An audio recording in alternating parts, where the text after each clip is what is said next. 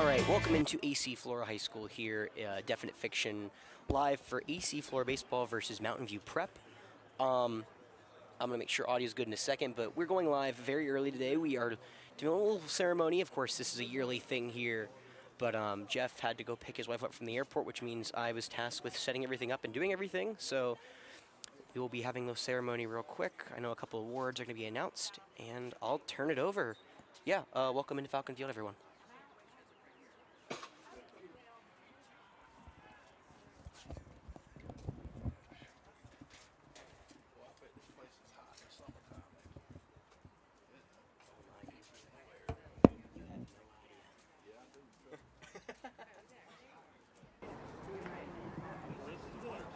Hey, good afternoon or evening. I want to welcome all of you tonight to the game between Flora and Mountain View Preparatory Academy. Welcome.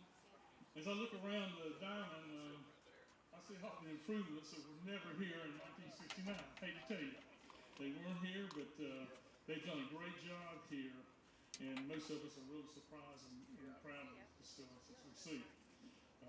We didn't have night games here or the amenities. One thing remains the same.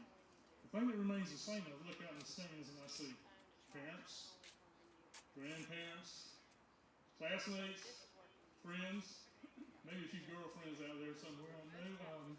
But all y'all are here to support the players and the coaches in this game tonight. And we're so glad that you were here. This group that's gathered around me on this field tonight, we have come here for the purpose of honoring two teammates from the class of 1969, Tommy Moody and Stan Trask. They're two players who spent many hours on this field improving their baseball skills, but what they became was true friends in reality. They became lifelong friends, and it showed us as a class what it means, actually, what friendship really is. Even though they passed from this earth to eternity, we as former teammates and classmates and friends want to remember them and the great friendship that they lived. As this dedication ceremony continues, you will understand why we established this award and are dedicating this memorial plaque. You'll understand. But it's for the Falcon baseball team. It's for past players, present players, and for the future players. Because as we know, we felt and we know that team sports such as baseball can develop relationships that last a lifetime. At this time, we're going to have, in just a moment, we're going to have an invocation given by Tommy Moody's college coach and his friend, Bobby Richardson. Those who are baseball fans, and he needs no introduction. And especially if you're my age, or around my age, you know who Bobby Richardson is. He spent 12 seasons playing second base for the New York Yankees. In 1970, he started his collegiate coaching career at the University of South Carolina, where he met a walk-on infielder named Tommy Moody. They became more than coach and player. They became personal friends. You know, Tommy, talking with Tommy over the years, he always told me that it was a great opportunity to play under Coach Richardson. But Coach, he said, one thing he did say, he said, y'all didn't go to the playoffs until after he graduated. And that always bothered Tommy. Well, we're going to stand now for the invocation. And afterwards, Coach Richardson will have some remarks, and then we'll continue this dedication. Coach? Can I say a word about what you just said? Yeah. I didn't get to recruit. I inherited the team, and it wasn't until next year that I recruited. But I take that back. Tommy was a wonderful guy and a player. Well, I'm honored to be here tonight and honor both Stan and Tommy. But I'd like to say just one word before we have the dedication. I had two other players from here, Mike Sis and Ray Levine. Ray Levine, when we went out to the College World Series, was 10-0. And I would have been a good coach if on that last game I'd have let him pitch instead of Earl Bass and Greg Ward. They were my two best pitchers, but Ray Levine was 10-0. And I think back and second think every day I should have started Ray Levine in that last game. And we'd have been number one instead of number two. Let's bow for a word of prayer. Father, thank you that we can have a dedication to two fine young men like Stan and Tommy. And we pray your blessings on our time together for those that speak, for those that are honored, for the ones that are being selected this year in memory of both Stan and Tommy and the award giving. And we just pray in a very special way, Father, that you'll be with us, that it'll honor you, glorify you. And we pray this in Christ's name. Amen. Just a word or two. I became the coach at the University of South Carolina in 1970. I did inherit Tommy Moody, and I inherited a good bunch of players. And I was able to recruit, and just a short time later, I brought the New York Yankees and the New York Mets down to play our ball club. We had a wonderful day. We played 3 innings against the Yankees, 3 against the Mets. Tom Seaver was there. Yogi was managing the Mets at that time. Whitey Ford came down. And we thought if Whitey Ford pitches to our ball club, we were going to play 3 innings against the Yankees, 3 against the Mets. We can beat that ball club. And so Whitey got out of the mound. And he pitched to his son, was my switch hitting shortstop, #1 draft, signed for $100,000 his junior year. He pitched to us. We beat both the Yankees and the Mets. We had a wonderful crowd. They stayed with us as fans. And so it was a wonderful 5 or 6 years. 75, we did finish second in the nation. Our record was 51-6, 2 losses to Texas in the final 2 games. Tommy did miss out on some good things. By then, he was sports information director, and he was in charge of everything.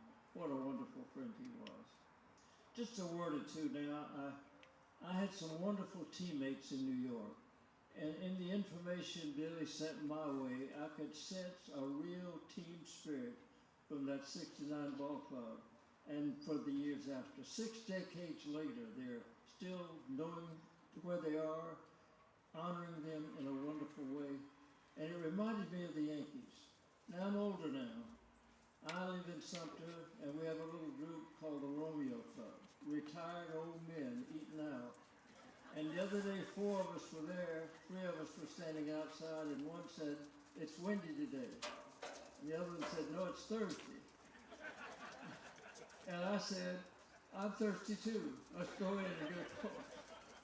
Well, that's my age group right now. But I just want to do this. There's a great verse of scripture that I long to talk about.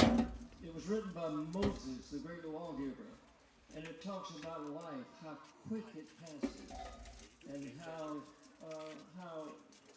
if you live to be 70 years old, which I think the guys we're honoring would have been in their low to mid-70s probably at this time.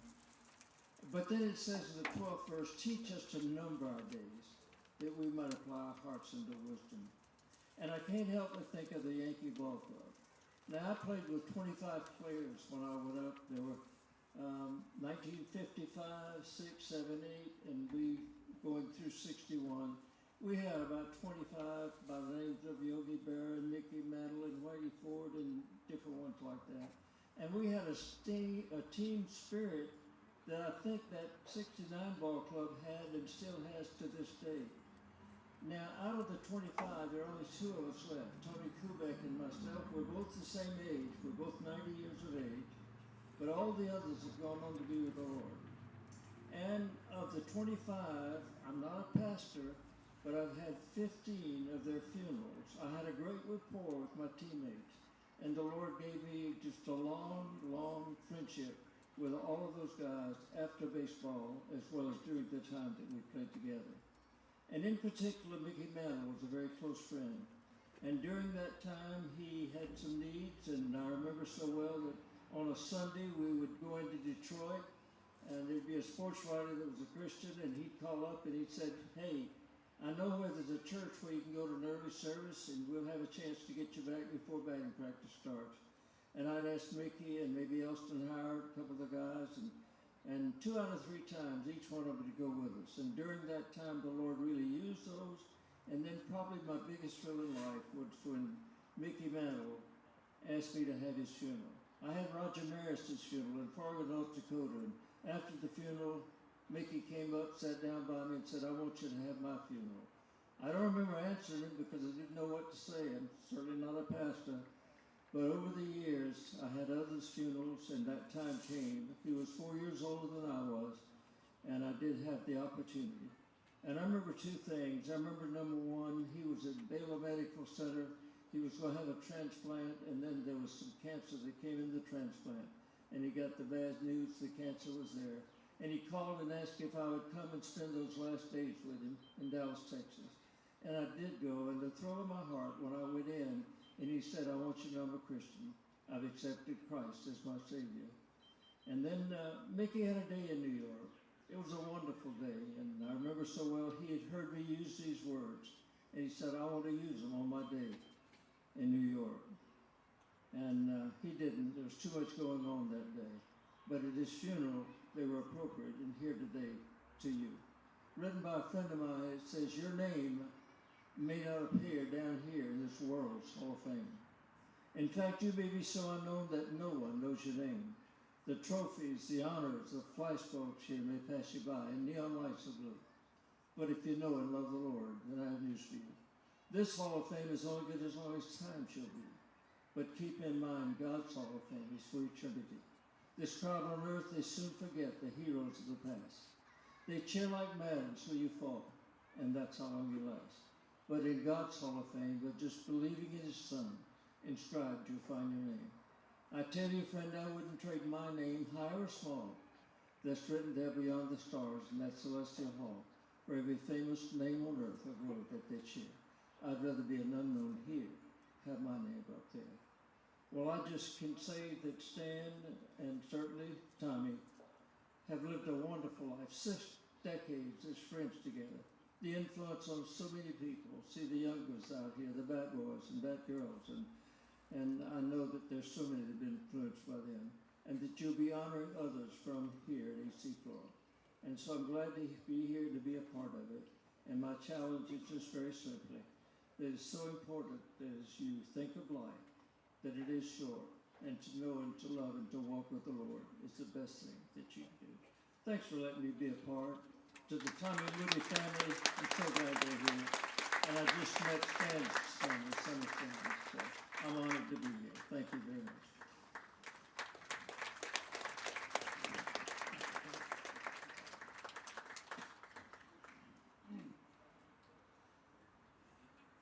Give me a second here. It's a tough act to follow. I'm going to recognize a few people that either were instrumental to getting this done or have been a part of this process. First is we had to work with School District 1 to get this done, and the athletic director for the school district, Bob Matz, is here.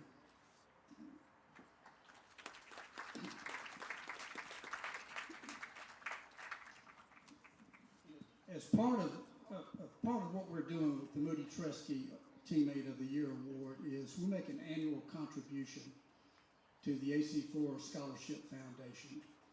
And the chairman of that is Charlie Farrell, class of 1962. His father actually started the foundation with some seed money in 2001, I believe. So we're thankful that Charlie is here. Also, Ralph Williams from the Palmetto Baseball League. Where's Ralph? Tommy and Stan first played baseball together in the Palmetto Baseball League in 1962, maybe before that. Looking at my notes here, in 1963, Tommy played for Sharps Formal Wear. Stan played for Roddy Packing, and they have been around for 70 years, began in 1954, and I can't think of another league that's been around that long. 56, yeah, we had that conversation earlier, and Ralph is the executive director, and he is the backbone of the league, no question. Also, I'd like to mention John Chiggis. Where's John? John is part of our North Custody group, but he is also involved with the Palmetto Baseball League. He also played there, played in Little League there. Would also like to mention Coach Robert Ellenberg, Coach E, affectionately, also an English teacher at Flora, and he was the head baseball coach for the Falcons in 1969, and also was a coach in the Hand Crate and Pony League, which we all played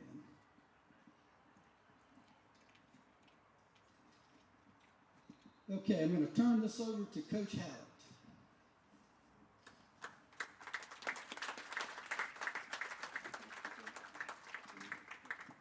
Welcome everybody. Richard, thank you for being a part of our ceremony, guys. We definitely know this is a difference on a Thursday night, but the people that are here for a reason. And everybody has a story. I was never fortunate enough to know Stan. It was before my time here. I was born in 1968, so, but I was fortunate enough to know Tommy Moody, and I knew him very well. And I knew him very well because of the name that's on the front of my shirt.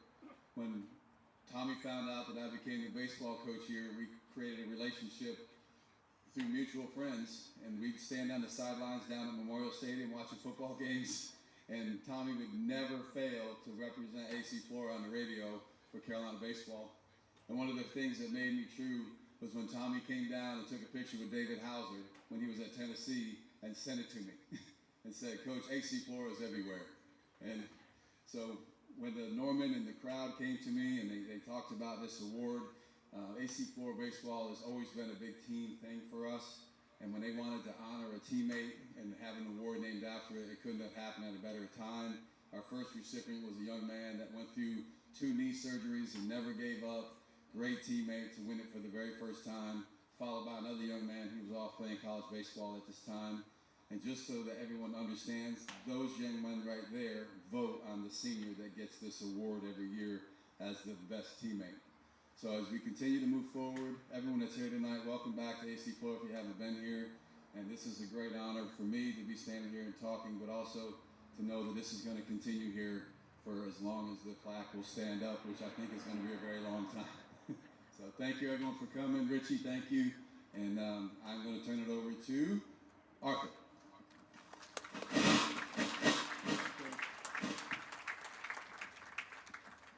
Good evening, everyone. So Tommy had a phrase he used all the time, whether he was talking to you, calling you on the phone, or sending you a text. And it was teammates forever. And you know, the longer I thought about that, the more I realized that wasn't just something he said, that was how he lived. Tommy and Stan's friendship didn't just start here at AC Flora. It goes all the way back to youth baseball fields in Columbia, South Carolina. As we've heard before, Palmetto League, Pony League, Colt League, long before any of us were thinking about what life would look like decades later. Then they came here. They played together as Falcons from 1966 to 1969. And like a lot of teammates, life eventually took them in different directions. But here's the difference. For Tommy and Stan, and really for all of us, being teammates didn't end when the game stopped. It sort of just changed fields. Their friendship was never one-sided. When Tommy's daughter Casey was dealing with serious medical issues, Stan was there for him and her constantly. Tommy often said that not a day went by that Stan didn't either show up at his door or call to check on him and Casey. That's the kind of friendship they had. They carried each other through hard times. And when Stan was diagnosed with a terminal illness, Tommy did what Tommy always did. He showed up. But more than that, he started making calls. He started pulling people together. He got a group of us teammates back in the same room again, so to speak. We started gathering, sharing meals, telling stories, laughing, remembering who we were. And boy, we were really good, as far as I remember. And who we still are. And what stayed as a way to support Stan really became something bigger. It reminded us that Tommy was right all along. We really are teammates forever. Out of those gatherings came the idea for this award and ultimately this memorial. And I want to point out it has been a true team effort. It started with a group of friends and teammates who simply wanted to honor two men who meant so much to us, but it really didn't stop there. We're deeply grateful to the administration here at AC Flora, Principal Susan Childs, Athletic Director Michelle Yeater, and of course Coach Andy Hallett for embracing this vision and helping bring it to life. We also had support at the district level, people working behind the scenes, helping navigate the process, and making sure the project could become a reality. This didn't happen by accident. It happened because a lot of people believed this story was worth telling. And now, because of that, it will be told for generations. We have established a 501c3 organization, the Moody Tresky Foundation, to ensure that what began will continue. While this plaque dedication may be a one-time event, it is our hope that the work of the foundation will continue for many years through annual support of the AC Flora Scholarship Fund in connection with the Moody Tresky Teammate of the Year Award. In that way, Tommy and Stan's example of friendship, teamwork, and generosity can continue to impact future generations of AC Flora students and athletes. If you'd like to learn more about the foundation, please visit our website, moodytreskyfoundation.com. And now it is my honor to present this memorial plaque to AC Flora High School.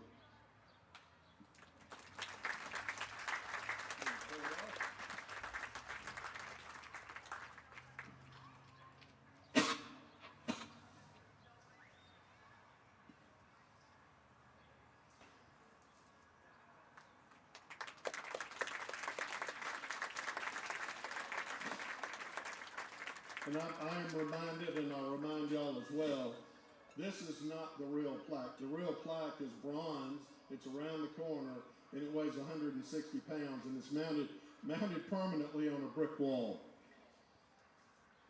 So this will be a permanent reminder of two young men who love this game and love their teammates even more.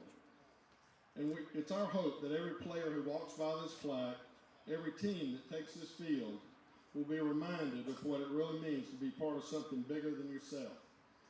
Today, Tommy said it best, teammates forever, and today we make this permanent. Thank y'all very much.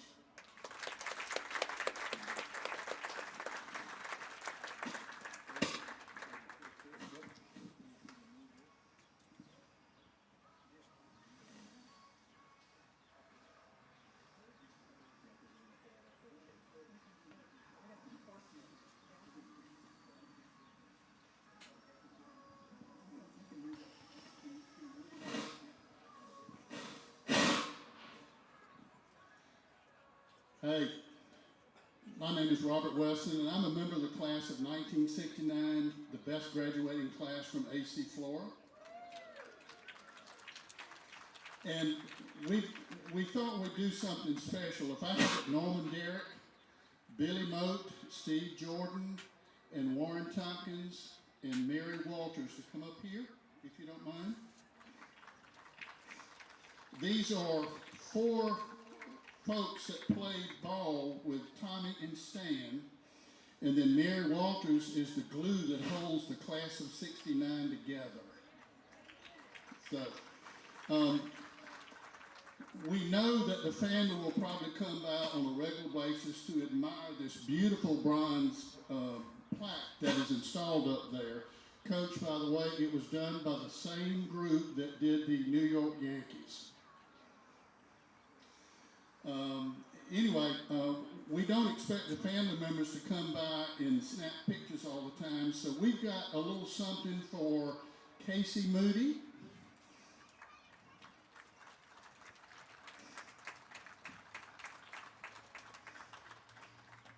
And Billy Moat has got something for Jamie Moody.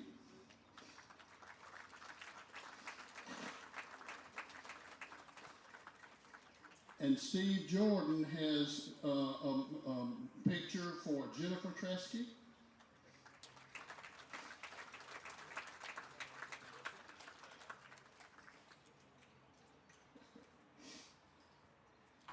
And Mary Walters has a picture for Linda Moody.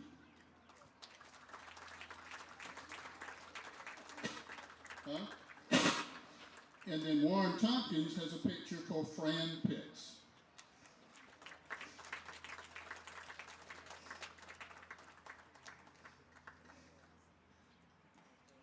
Thank you.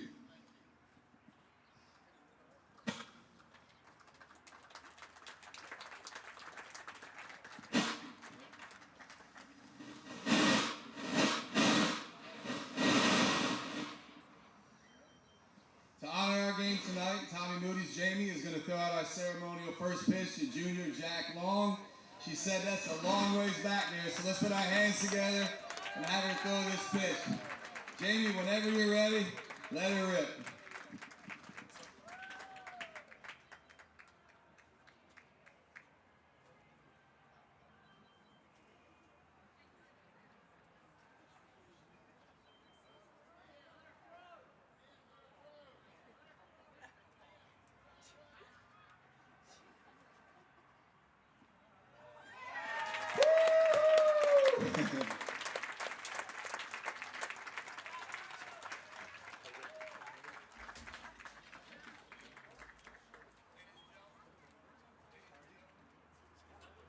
That concludes our ceremony. Thank you for everyone for being here tonight. And first pitch will be a little at 7:02. Thanks, everybody.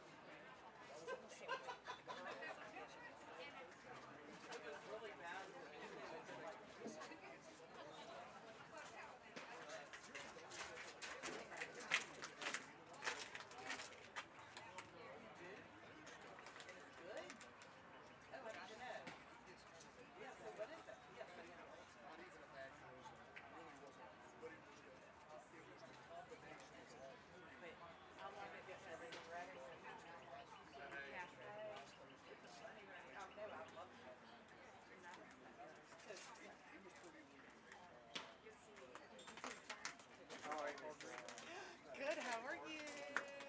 Sounds like your day's taking you tomorrow night. Yeah, something like that. Yeah? Wait, so who's your date? Dayton? I don't even know him. May's Collins. That is. Oh, see? I don't even know. Yeah, she's great. She'll behave. Okay, good. All right. Okay, we'll see y'all. See you. Henry, what you need, buddy? Can I get 2 Powerade cheers?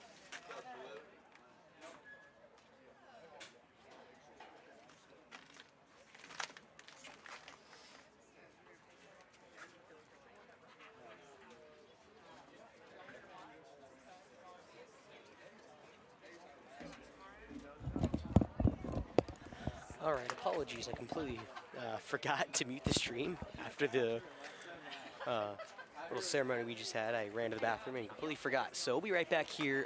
As you heard, first pitch 7:02. So a little over 5 minutes away. MVP AC Flora should be a good one tonight. 2 top 20 teams in the state. We'll be right back here on Definite Fiction.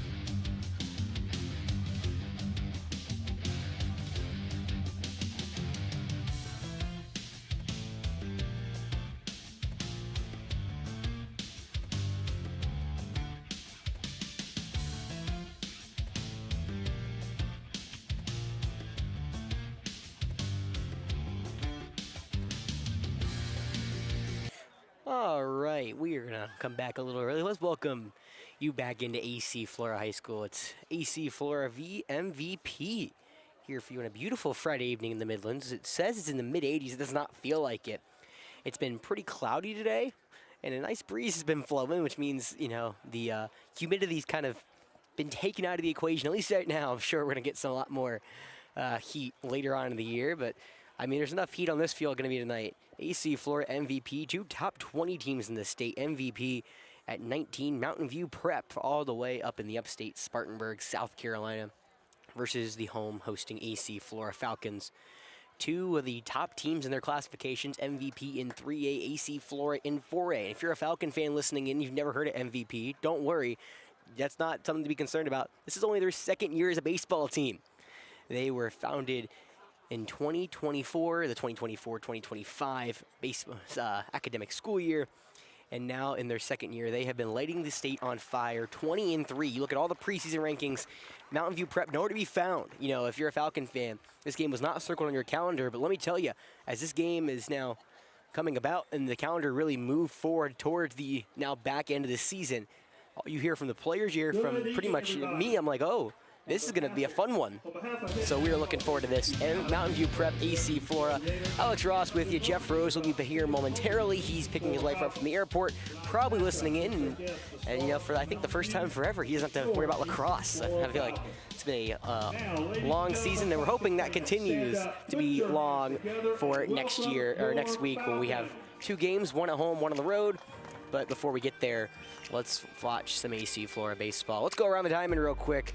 Of course, AC Flora coming out in the field. We'll go down the MVP lineup as well right after.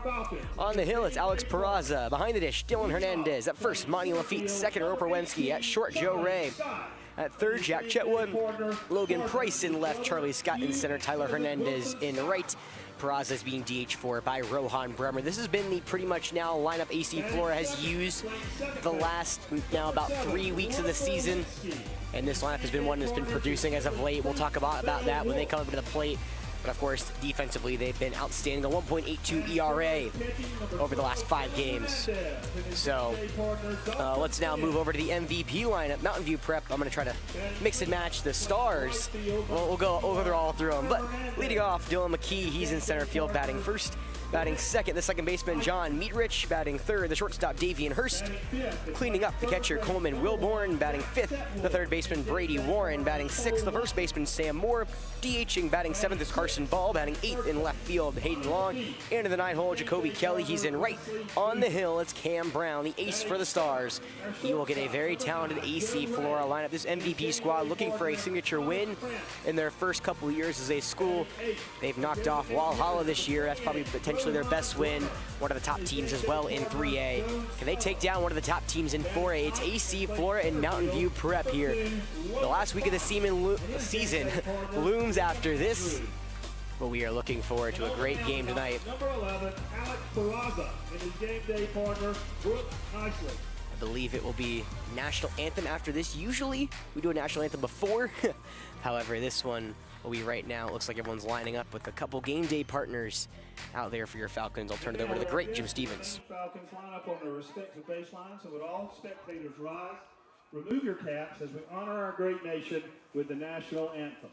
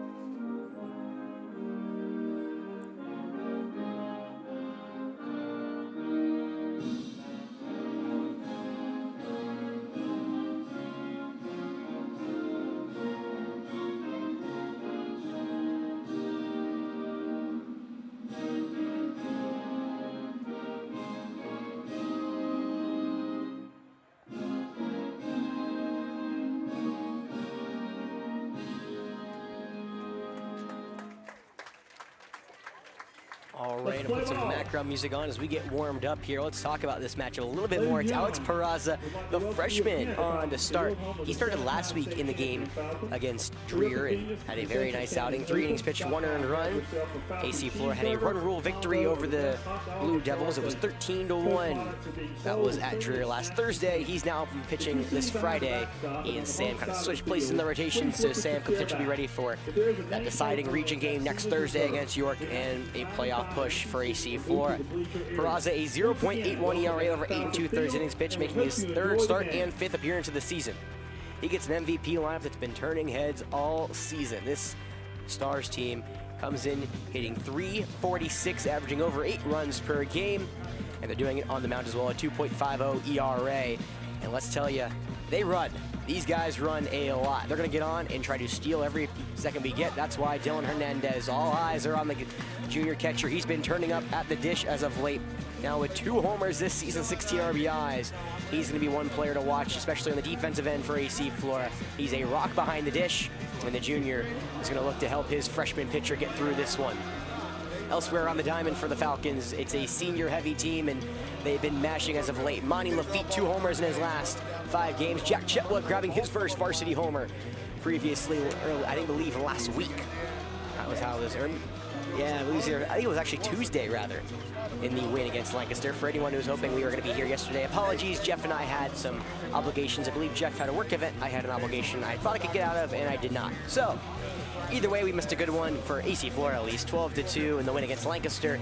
And we'll set up that York deciding region series next week. Before we get there, though, MVP AC Flora. 2 top 20 teams in the state. Mountain View Prep ranked at 19 by Prep Baseball. AC Flora number 8 in the previous updated Power 25 rankings.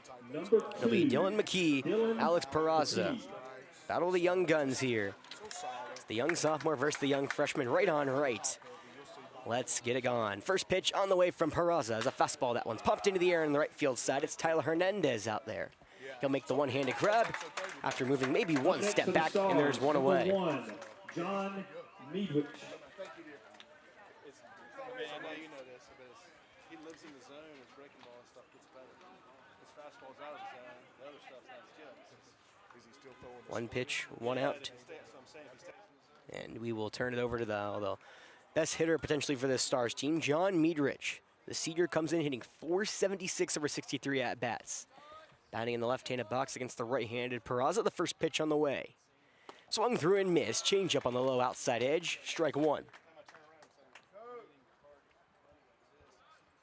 Infield playing Meadrich just a tad back to the right side. Roper deep into the hole of the second baseman. The 0-1. Fastball upstairs. Ball 1.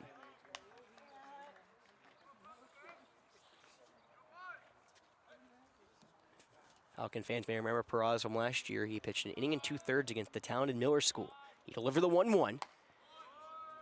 Change up upstairs, ball 2. You have 1 earned run over one of the most talented teams he may play in his high school career. He was just an 8th grader in that game.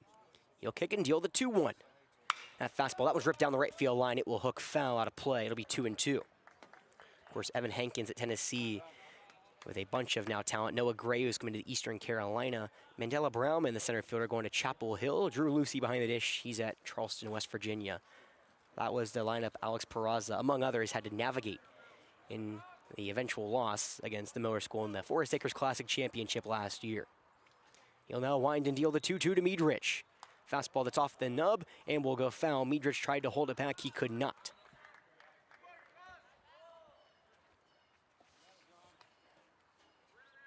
Meadrich, the Stony Brook commit, one of the top 3rd basemen here in the senior class. He's been a rock for this offense all season. Went 2 for 3 with 3 RBIs in the win against Woodruff last week. 2-2 yet again on the way. Fastball just high and away. Ball 3 off the edge. It'll be a full count here to the 2-hole Meadrich. 1 gone in the opening frame. Scoreless so far. Can the Stars find a way to get on base? Well, looking at this team, they've been a little slower on the starting edge. This team really finds its way through the second time through the order. Can they start hot here against the Falcons? Peraza will wind and deal. The payoff is a fastball that one's rolled over to the right side. Wensky, the second baseman, slides, and he cannot make it. That ball will trickle into right field, and there'll be a 1-out single for Meadrich.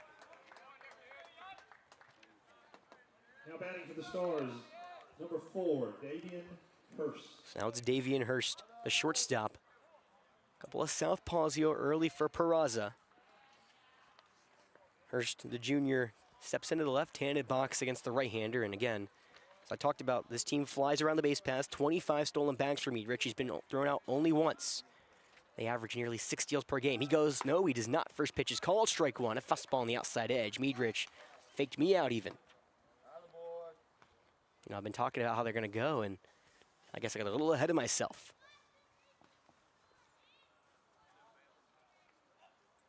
The 0-1 is popped into the air foul here on the left side. It'll go into the forestry, quickly 0-2. Still scoreless here in the opening frame. One out base runner for the Stars.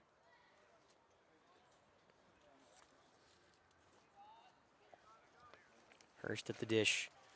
Comes in hitting .397 over 73 at bats. He awaits the 0-2. Fastball up around the udders, just a bit upstairs for ball one.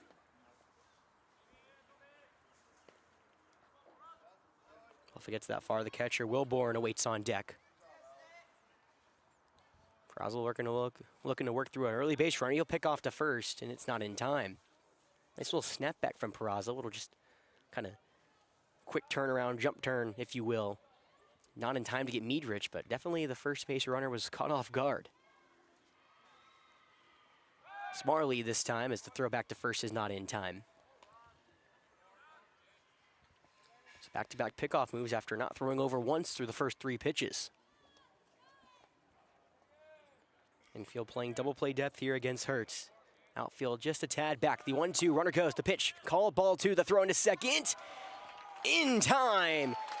Dylan Hernandez guns down Meadrich for the second time this year, and there's 2 away. It was ball 2, so the count moves to 2-2.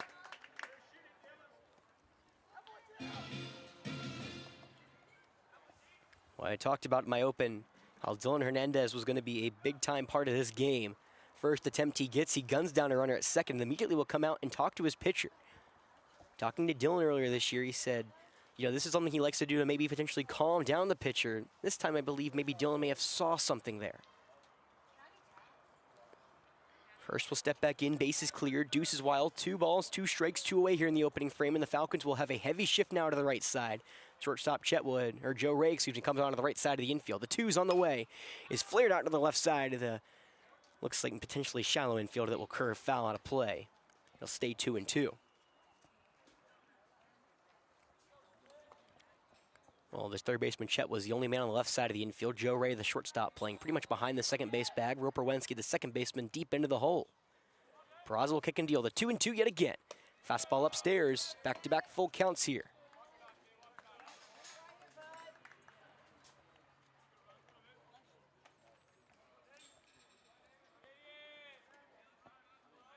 The catcher, Dylan Hernandez, has gunned down a runner already. It was a flyout, a single, and then a caught stolen bag. That's how we're 2 outs here through the opening frame. 3 balls, 2 strikes. The Stars trying to put now a 2-out base runner aboard. Peraza will wind and deal. The payoff on the way is a fastball. That one's popped into the air on the left side. It's coming in the left field. Logan Price will make the long run. He'll make the one-handed running grab just at the left field line, about halfway through the left field side, and that will retire the side. Peraza works around a 1-out base runner, and the Falcons will keep the Stars off the scoreboard. We'll be right back here at Falcon Field for the bottom of the first.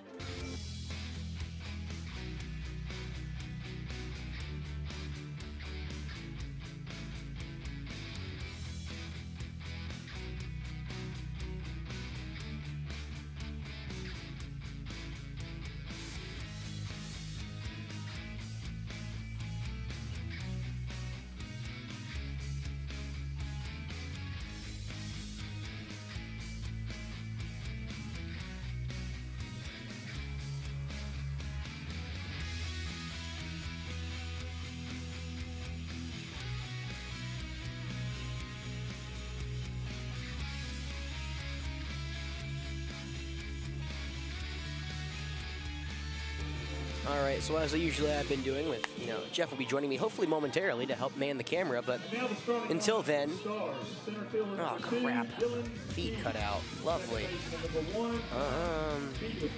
Of course I didn't get any of that, didn't see any of that. First baseman, number 22, A little weird. I'll designated hitter, number start it again, 13, maybe. Carson Ball. No. Left fielder, number 17, Hayden Long. Right fielder, number 11, Jacoby Kelly. And on the mound, number 14, Aha. Lovely. How do I get out of here? I have to probably, this will be really weird for a second. I apologize. Probably. Leading off for the Falcons, number 18, Charlie Scott. Turn away for 1 second and the screen freezes. That's what I get for trying to commentate, I guess. Go my hole open and just realize the screen's off. There we go. Sorry about that, y'all. That's my bad. Turned away, and the right-handed Charlie Scott will meet the right-handed Cam Brown. First pitch called, strike one, a breaking ball right across the heart of the plate. Apologies, y'all. The one job I had, I failed. So I'll take that on the chin. 0-1 now. Brown will wind and deal the pitch. Fastball in tight, ball one. Well, I don't know if y'all could, I know between the breaks y'all probably couldn't hear me. I'll run down the line for 1 second. 1-1. Breaking ball in the dirt, ball two. Quickly through the Falcon order. It's Scott, Wensky, Hernandez, Dylan, Tyler, Chetwood, Lafitte, Ray, Bremer, Price. And then around the diamond for the Stars, Brown on the hill, Wilborn behind the dish, Moore at first, Miedrich second, Hurst at short, Warren at third, Long left, McKee center, and Kelly right. That looked like it hit Scott. Yes, it did. And Charlie will provide a leadoff base runner here for AC Flora. Up next for the Falcons, number 7. And much apologies about that. I Wensky. decided to, I guess, try to commentate a little bit. So apologies. We're all good though. No one, if I believe y'all could still hear me at least. So, but quickly if y'all couldn't. Dylan threw out a runner back in the first. 3 up, 3 down, 2 flyouts as well. After it was a 1-out single for Miedrich. Right on, right first pitch. That one's grounded over to the second baseman, Miedrich. On the hop, plays it to second. On to first, that low throw is not in time. It skips away, and Wensky's have to hustle back to the bag. He took a step towards the second base bag. Ball got away from the first baseman, and he'll reach. Now batting for the Birds, number 12, Dylan Hernandez. So Roper trades places with Charlie. Be one gone now for the 3-hole Dylan Hernandez. He's been raking here in these last 5 games. 8 of his last 13. 8 RBIs for the junior. He had a marquee play on defense. Back in the opening frame, he threw down Miedrich trying to take second. I talked about how the Stars love to run to the base paths. Hernandez is going to be a big part of the Falcon defense here this evening. Well, Roper's now at first, 7 stolen bags. Not as fast as Charlie, but kind of underrated speed here for AC Flora. Right on right, first pitch. Curveball called, strike one, hits the top of the zone. Well, Brown, the ace for Mountain View Prep. 1.53 ERA over 41 innings pitched. He's 7-0, perfect on the year. The 0-1. That breaking ball, that one's lined in the right side. That's going to drop in the right field corner for a base knock. Hernandez on his horse. He'll try for 2. Wensky coming around second. He'll be raved around home. That throw took a long time to get dug out of the right field wall, so we no throw home. Wensky swan dives into home. And now it's a RBI double for Dylan Hernandez, and the Falcons start hot 1-0.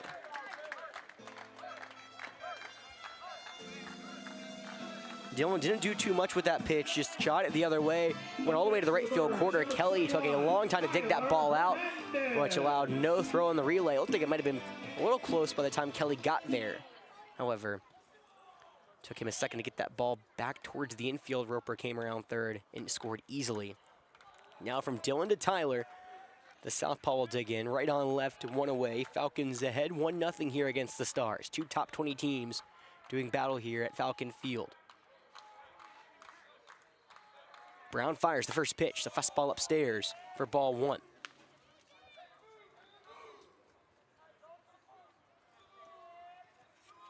Brown, the junior, last year had a 3.41 ERA. He's been really dialing it in for the Stars. He's the ace, the Tuesday starter, if you will, the 1-0.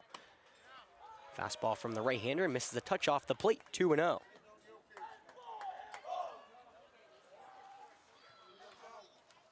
One of the things we've been noting about this Falcon dugout, they've been very lively here these past couple weeks.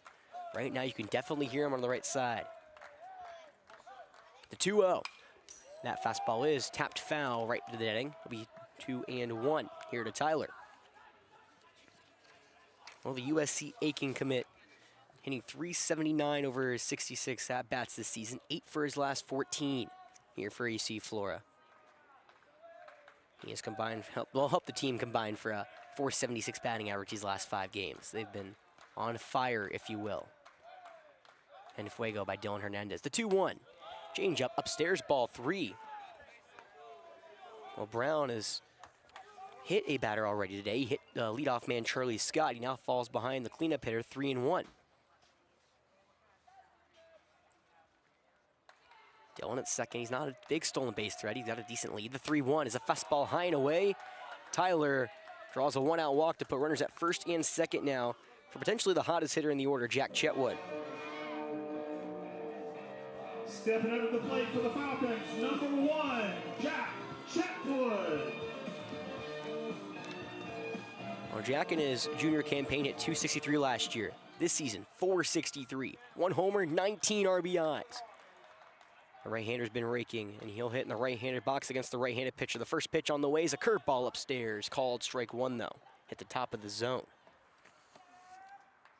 A little overboard there, but all good. The senior hit his first home run earlier this week in the win against Lancaster. It is also to note this is the Stars' first game here this week. AC Flora beat Lancaster twice in that region matchup. I believe MVP may be on spring break. I probably should have checked that coming into today.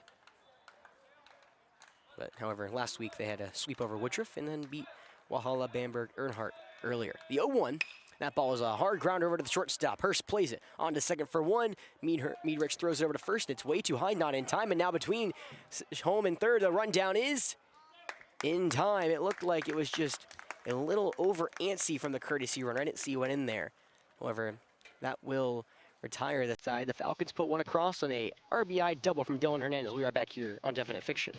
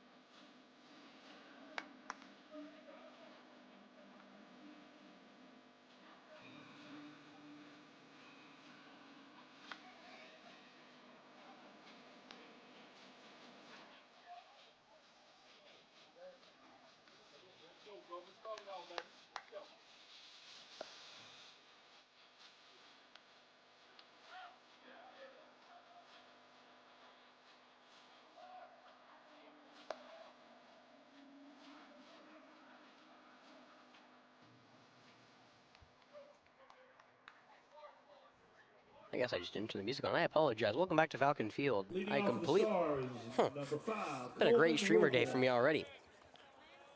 Well, after AC Flora struck in the bottom of the first, a 1-0 lead for the Falcons now. It'll be 4, 5, 6. Wilborn, Warren, and more due up for the Stars here in the top of the second. Alex Peraza, after working a unconventional 1-2-3 first, he'll get the middle part of this order.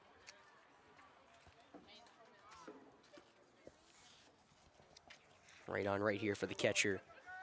The junior awaits. Peraza will wind and deal the first pitch. Fastball, that one's rolled over to the shortstop. Joe Ray has it. He'll throw it across the diamond, and there's one away. 1 pitch, 1 out, just like McKee. Wilborn goes down without really getting to talk about him too much. Stepping up to the plate, number 7, Brady Warren. Now Brady Warren, the junior, comes in hitting .304 over 69 at-bats this season, 17 RBIs. It was a grounder through the right side of the infield that gave the Stars their one and only hit so far through their first 4 batters. Now right on right, first pitch from Peraza. Fastball swung through and missed, strike 1, dips right across the heart of the zone. Maybe a 2-seamer. You know, I've been a big fan of Alex Peraza here from behind the mic. Peraza dazzled in his game against the Miller School, and Coach Allen must have agreed with me. The 0-1. Fastball wide, ball one. 1 ball, 1 strike now to Warren. You know, it was back in the Forest Acres Classic. Peraza got that .1 inning against Indian Land. Potentially would have gone to extras had an error not ended the game. The 1-1 is a high chopper to the left side. The third baseman, Chetwood, gloves it across the line. The strong throw into first is in time, and there's 2 away. Man, Jack's been really good at that hot corner. That was not an easy play. A high chopper at the line, and Peraza gives him a little high five. Sam Moore.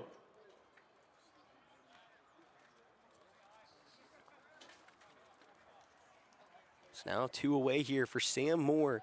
Young 8th grader hitting .317 this year. Leads the team with 3 homers and is now not leading the team, but 16 RBIs, not too shabby. He leads the team with 3 homers, though. That was correct. Right on right. First pitch on the way from Peraza. Fastball brushes Moore off the dish. 1 ball. 1-0 lead for AC Flora here in the top of the second. 2 away now after 2 straight groundouts open up the frame. Can Peraza go 1-2-3 here through the order? The 1-0. Fastball up and away. Ball 2. Well, Moore also leads this team in a more unconventional stat for him. Well, not leads, but he's right there in the race. 16 strikeouts, excuse me. The 2-0. Fastball low and in, ball 3. Peraza trying to work the inside part of the plate against Moore. So far, no good. Trying to avoid his first walk of the evening and a 2-out base runner. Peraza will kick and deal. On the way, the 3-0. Called, strike 1. Fastball hits the upper top third of the zone. Looked like kind of that upper right corner.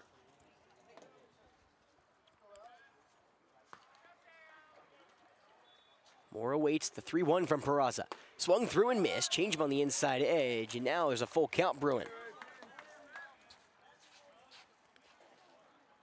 Moore just 2 for his last 13. He's trying to get off a little slump here. Can the 8th grader find it? The payoff on the way from Peraza is popped into the air and foul. We'll do it one more time. Beautiful night here at Falcon Field. The sun is going down. Lights come on finally after the sun will go behind the trees. And we talked about it. Cooler day here in Forest Acres. You know, usually you're looking at the day, you look at the temperatures, 80s. Not felt like 80s. The payoff one more time is a fastball low and away. That one not close. And this time Moore will shed the gear and take first. Now batting number 13, Carson Ball. So now it's Carson Ball, the senior, acting as the DH this evening. Over his limited at-bats, he's produced .435 batting average over 23 at-bats. A .500 on-base percentage. Moore on first, just 4 stolen bags for the 8th grader. It's low comparatively for this team. The first pitch on the way to the right-hander, swung through and missed. Upstairs changeup, 0-1.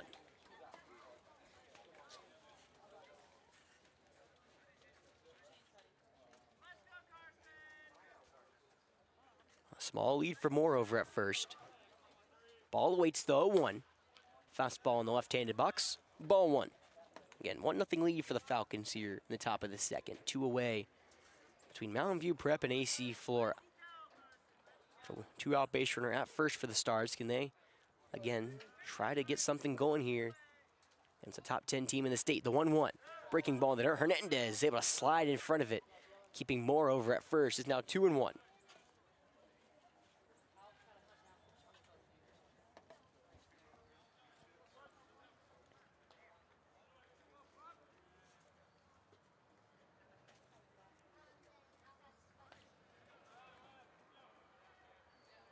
Long pause for Peraza. Now he comes home. The 2-1. Fastball low and away. Ball 3. In danger of walking back-to-back batters here with 2 away. Falcon defense has been stellar so far tonight.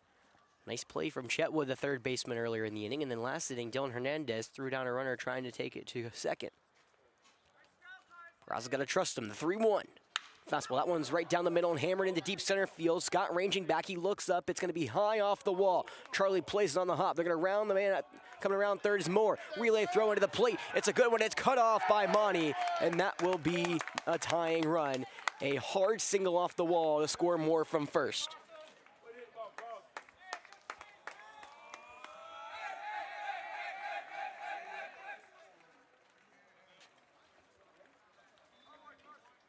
Charlie played that probably as well as you could have. Now batting number 17, Hayden. That was a strong throw from Roper, and I guess for whatever reason, Monty cut it off last second.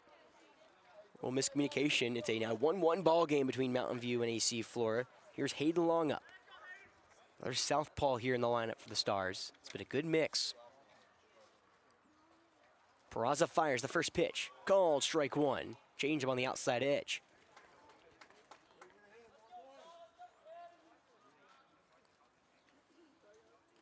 Well, I talked about how Peraza got to trust his defense. Ball put one deep into center. The 0-1's flown into center field. Charlie's got a read. He ranges back. He'll make the one-handed grab just shy of the track to end the inning. Well, a two-out long RBI single from Carson Ball knocks this game up at 1. The Falcons will retake the lead in the bottom of the second.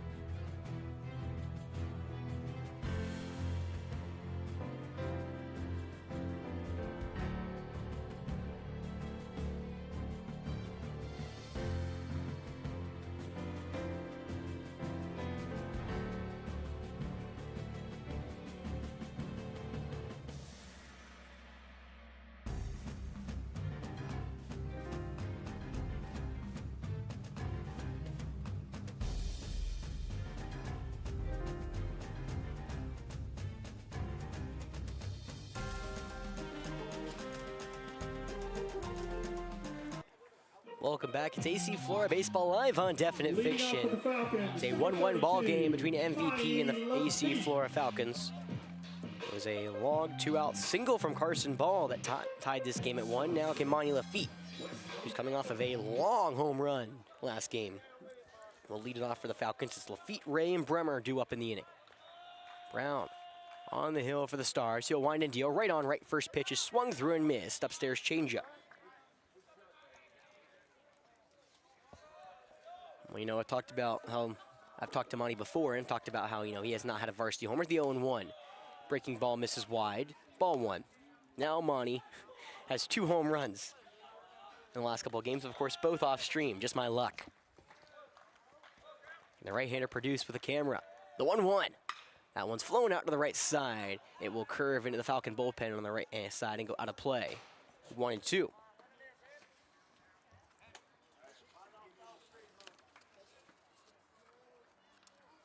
Over his last 5 hits, Monty, 2 doubles, 2 homers. This Falcon team almost averaging 3 doubles a game. The 1-2. Breaking ball. That was flown out to center field, but McKee's got a read. He'll take a couple steps in, now drift back toward the track, and he'll make the one-handed grab for out number 1. He kind of fooled me, McKee. The center fielder took 1 step in like it was going to be an easy play and then raced back before stopping. Stepping in the box for the Falcons, number 9, Joe Ray. Now digs in Joe Ray. Well, Joe Ray is having the season that he was dreaming of as a freshman. Joe Ray came in, had a tougher freshman year. However, this year, turning the tables, 472 batting average over 36 at bat, 604. First pitch right-handed showdowns, a fastball upstairs for ball 1. The junior batting 7th has been incredible. The 1-0. Swung through and missed, a high heater. 1 ball, 1 strike, 1-1 ball game here between AC Flora and Mountain View Prep. Brown will start his windup, but time was granted to Joe Ray just before, so he'll take a step back. Now we'll do the match, and the 1-1 is flown into the air on the right side and foul. Be 1-2. Brown was struggling to find the zone early. Seems like he's locked in and now moving at his own tempo, aka fast pace. He'll wind and deal the 1-2. Fastball, that one's lined in the center field. Coming on is McKee to the right side. He looks up at the wall and jumps and makes the play, running into the batter's eye. Well, this center field fence is just about 330, but it plays like 375 with how high the wall is. McKee just made the play at the track to rob Joe Ray of an extra base knock. Falcons, number 28, Rohan Bremer. And now it's Rohan Bremer, another right-handed batter here for Brown. 2 away, first pitch on the way. Breaking ball called, strike 1, dots in the outer third of the zone. Rohan is really coming into his own this season. Now hitting .349 at the dish over his last 43 at-bats. The 0-1. Breaking ball called, strike 2. Just maybe a little farther away than the last pitch, but still called a strike. He'll fall behind 0-2. Can Brown work a 1-2-3 inning here for the Stars? He'll kick and deal the pitch. Fastball, that one's tapped foul. Bremer fights off an outside heater.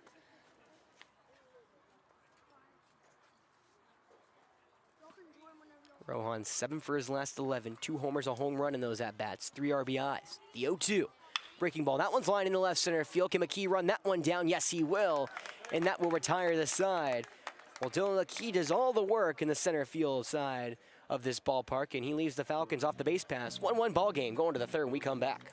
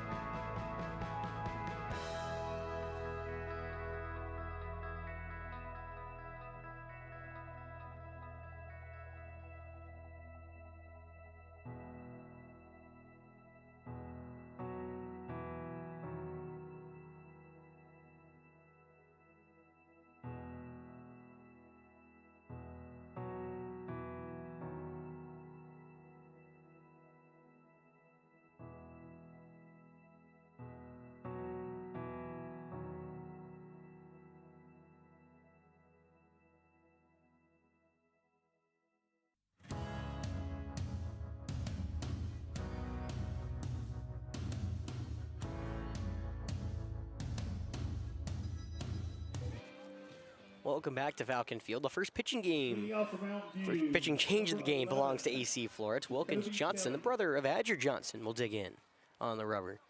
He will get 9-1-2 here. It's Jacoby Kelly, Dylan McKee, John Meadrich to greet him. Johnson making now his 7th appearance, 3 earned runs over 5 1/3 innings. Southpaw to greet the right-hander. The first pitch called, strike 1 on the outside edge.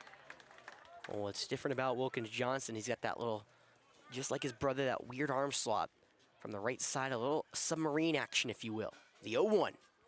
That ball is lined to the right side of the infield, and that will find the outfield grass for a base knock.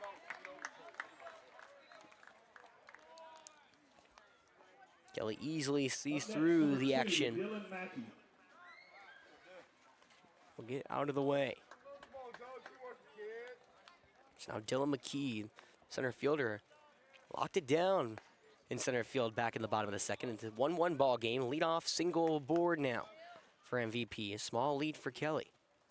Right on right. First pitch on the way. Fastball is tapped foul, 0-1. Well, what's weird about that submarine, well, good for AC Flora, and kind of a double-edged sword here, if you will. It works really well against right-handers. It's a harder pitch for it to see more coming behind them. However, the southpaws have a better read on it. Right-hander at the dish, the 0-1. Fastball upstairs, ball one. Ball, 1 strike. Nobody gone now in the top of the third. 1-1 ball game.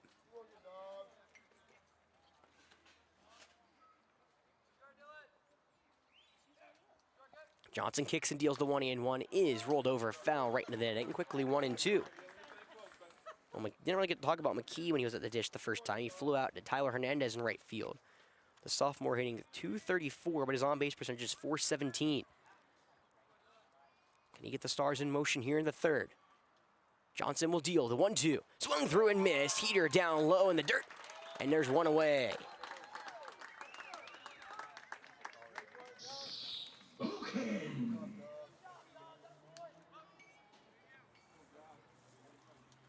Now batting number 1, John Meadrich.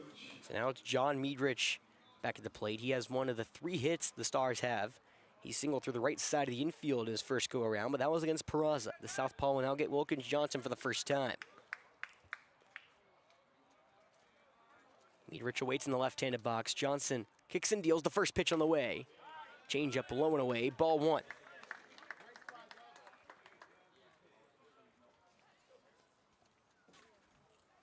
Well, it's weird. Mountain View Prep has a run, but they've not put a runner technically past second in this game. The 1-0. Fastball outside, ball 2. Their one run came off a long single off the center field wall that ball stayed at first at. So, well, by technicality, they have put a runner past first base, but they haven't really stayed there. 2 balls, no strikes. Johnson will fire the pitch. Change up low and away, falls behind Meadrich, 3-0. If you remember, there's a lot of southpaws here mixed into this lineup. Hurst, another lefty, waits on deck. And they see the right-handed arm angle a little better than the righties do.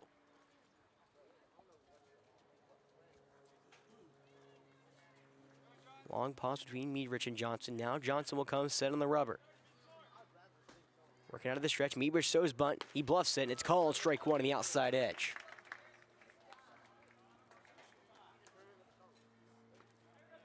Meadrich just trying to force a ball 4. Just a little, antsy. These pitchers usually, see bunt, try to make a perfect pitch. Bluff bunt doesn't work now. 3 balls, 1 strike. Johnson will fire the pitch. Fastball called, strike 2. Finds the inside part of the zone. It's now a full count here at the 2-hole.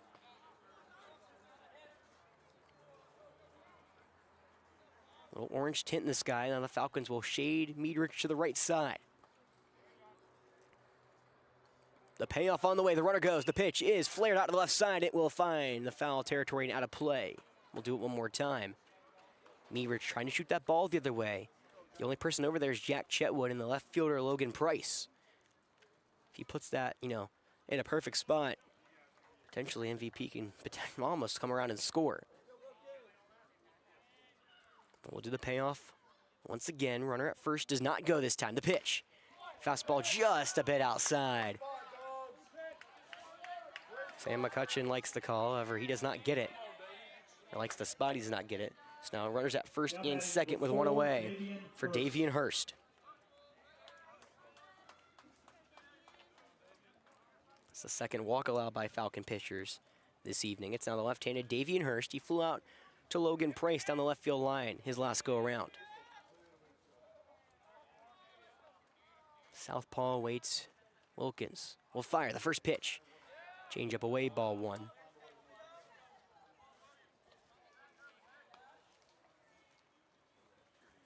Now as a junior, Wilkins Johnson getting a lot more action. Didn't see any action as a sophomore last season, but Dubs, as the Falcon faithful call him.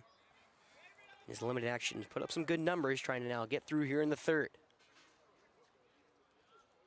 1 ball, no strike, 1 away here in the top of the third. Johnson will step off. 1-1 ball game, but the Stars are threatening.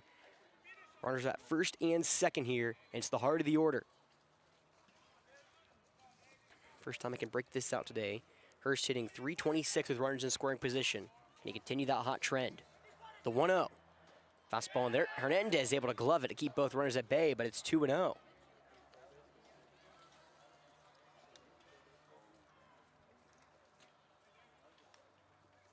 And this will now bring Hernandez, the catcher, out to come talk to his pitcher.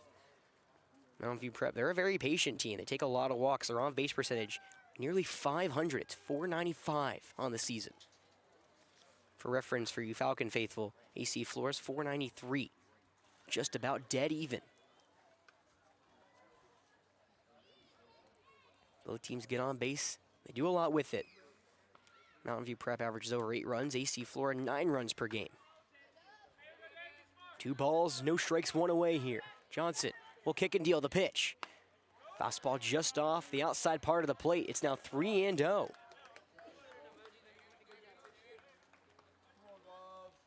Johnson in danger of loading the bases up here with 1 away. Falcons trying to keep this game 1-1 here in the top of the 3rd. Johnson kicks and deals the pitch. Fastball low and away, a 4-pitch walk. We'll load him up.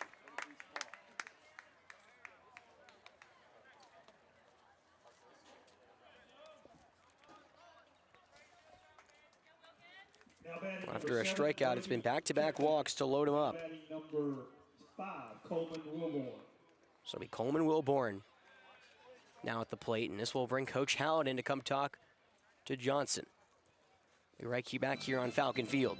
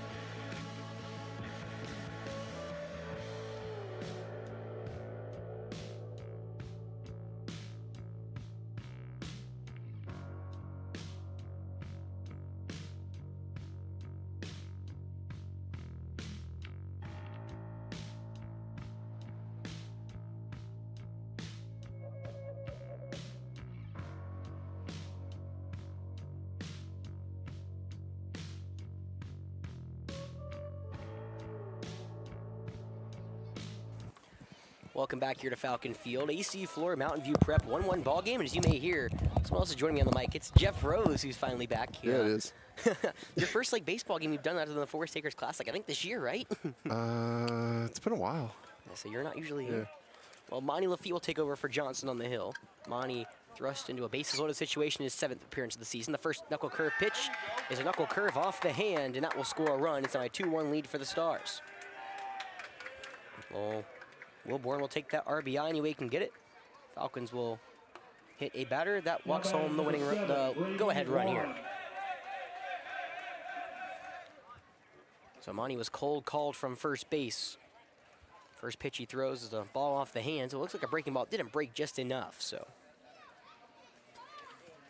MVP grabs their first lead of the game, 2-1 here, as a courtesy runner coming in at first. Savian Booker will take over for the catcher. And that's some heavy wind. heavy enough to blow paper. Ah, that's not fun. Hey, can you see if there's one of these clamps that's in the side of the box? Yeah, near your side. Your side. No. Oh. Side. Strike one. There is. I just gotta get it out. I brought my radar gun. Oh, nice. Yeah, I was gonna see if it works from back here. Well, you had a good chance to see so. Oh, and that earned run will go against Johnson, not Monty, technically. But now the runner at first is attached to Monty. Right on right. 0-1 the count. One away. And the Falcons fight of a bases loaded jam here in the top of the third. The 0-1. Fastball upstairs. Ball one. Monty with a 4.08 ERA over 12 innings pitched. It's more of a long reliever here for AC Flora. In games like these, this is more of a bullpen game for us. Here, if you're used to these types of games. For MVP, their ace is going tonight. It's kind of how baseball works. Monty will step off, look all the runners back. Wait, who won the award? I didn't, not anyone that I saw. Wait, Unless they no. The Flora award for best teammate. They didn't give it? Not unless I missed it, which I mean I was watching the whole time. That's what they're supposed to be doing. I don't think I don't know. 1-1. Yeah, they honored Tommy Moody, so. But. Okay. Yeah, so I don't know if they're giving it away today or another day, but. Yeah, it could be. Could be another day. Yeah, they were just honoring Tommy Moody today. 2 balls, 1 strike. Fastball up. Corners are in. Hernandez coming in at first. It's Davis Lumpkin in right field for AC Flora. First time we've heard him all season. 2-1 is a high fly pop-up here right at me. Right behind home plate. It will go out of play and no play to be made. I was close, Jeff. I know. I was gonna come save you, but I was like, no. There's plenty of room. Nothing will beat the T.C. Robertson kids all ducking out of the way of the fly ball right at them on the Forest Acres Classic. Come on, guys. They were ready for him, but still gotta be in your A game. Yeah. Still haven't figured out that it's Robertson. Yeah, does not look like Robertson. 2 balls, 2 strikes. Lafitte deals the knuckle curve, is upstairs, and he looks like he slipped on the hill. So now a full count incoming here with 1 away. You do not want to walk home another run. Defense has been good so far today.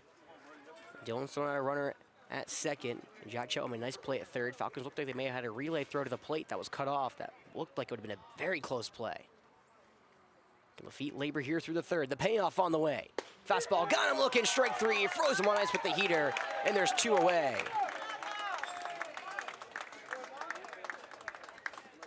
Big time pitch from Monty. That's the outside part of the plate. Warren wanted first. He threw the bat and everything. But Monty on the outside edge gets the now out number 2. It'll be Sam Moore trying to extend the inning. He walked back in the second inning against Peraza. Now the right-hander will try to keep it going here. Can Monty get one more big out here and get the bats back to the plate? First pitch on the way.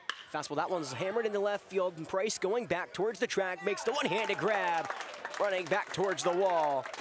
Moore cannot grab his 17th RBI, and the Falcons will keep MVP loaded, but the Stars score. 2-1 ball game going to the bottom of the third.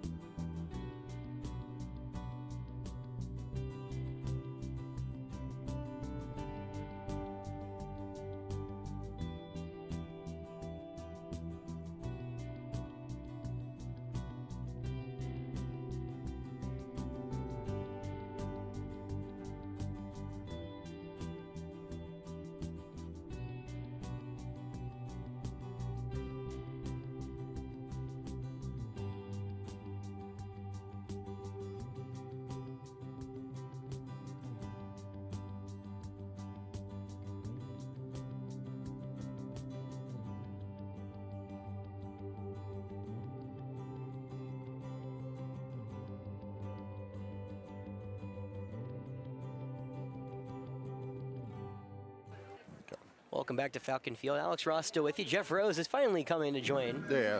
We got some fun baseball to call, Jeff. I know. We got some lacrosse kids in the house. I believe I saw, at least for a second, it was Win and Max. They might have went. I know. Oh, you nice. know. They got girl soccer. Yeah. on So I know her Win is shoulder. watching his sister over there play soccer. Yeah. You know, Cole's brother, aka. Cole's brother. But yeah, they were in the house for at least a second. It's now 9-1-2. Logan Price, Charlie Scott, Roper Wensky here in the third inning. Can they crack through Brown? First pitch on the way is flown to the right side and foul. 0-1. We got some, I guess, decent news for lacrosse playoffs. Yeah. So we lost to Christchurch, which means in the second round we have to go there. Yep. But May River lost to Bishop England, which, based on the way that the rules are written, Oceanside should jump all the way up to #1 in the lower state. Oh, wow. Which means they're on the other side of the bracket. Bishop England jumps to 2 and May River's 3, which means that in the third round, Bishop England would come here if we beat Christchurch. That would be awesome. The 1-2. Breaking ball on the off. Ball 2. Yeah, I believe that's the only game that's going to conflict with baseball playoffs. I think, because I believe that's the first game. Which First game of baseball playoffs. Yes, I is believe so. that? 2-2. Okay. Got him looking strike 3. Frozen with the heater. Now there's one away. But yes. So that Friday. Okay. No, we play Bishop England on a Monday, right? Here. We play Fountain Inn on Monday. And then Christchurch on Friday. Oh, And then yeah. You're right. So I believe the first game of the playoffs would be this day, I believe. However, Okay. yes. So baseball playoffs started on Monday? I think so. I mean, I took all the dates off. First pitch low, ball 1. Well, good news is that it's easier for me to set up if we're You know, I was both here. telling Jim, I said, theoretically, as long as you take care of business, the whole first round should be here. Now, we saw how that went last year, so. 1-0. Fastball out to hard grounder over to the shortstop. Hurst has it. The spinorama will be in time. Looked like he almost lost his footing, but makes the play. There's 2 away.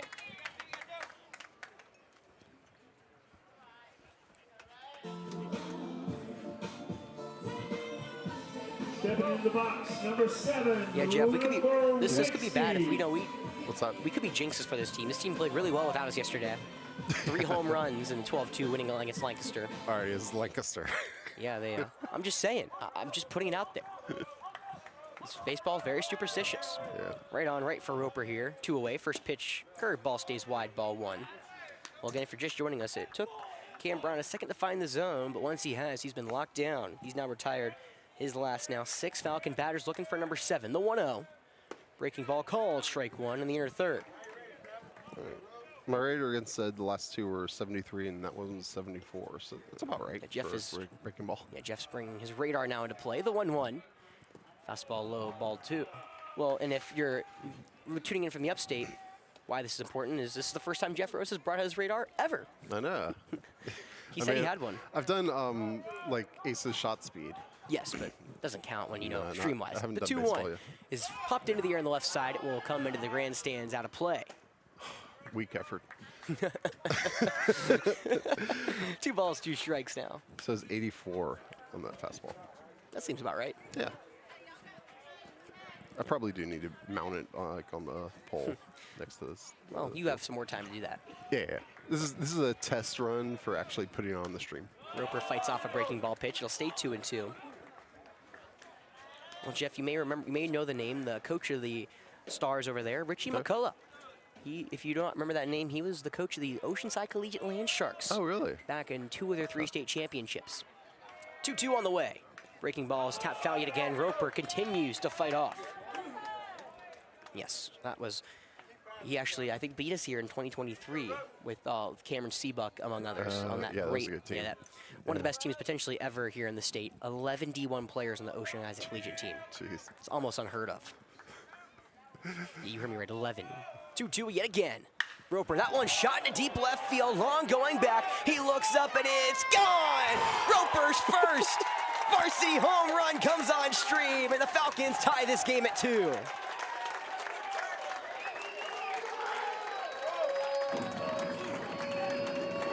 Home run, number 7, Roper Wensky. I believe Roper is now the last everyday starter senior to homer this season. Roper's not a power hitter per se. The All-State second baseman sent one over the left field wall, and we are tied at 2. Is that Charlie and concessions behind us?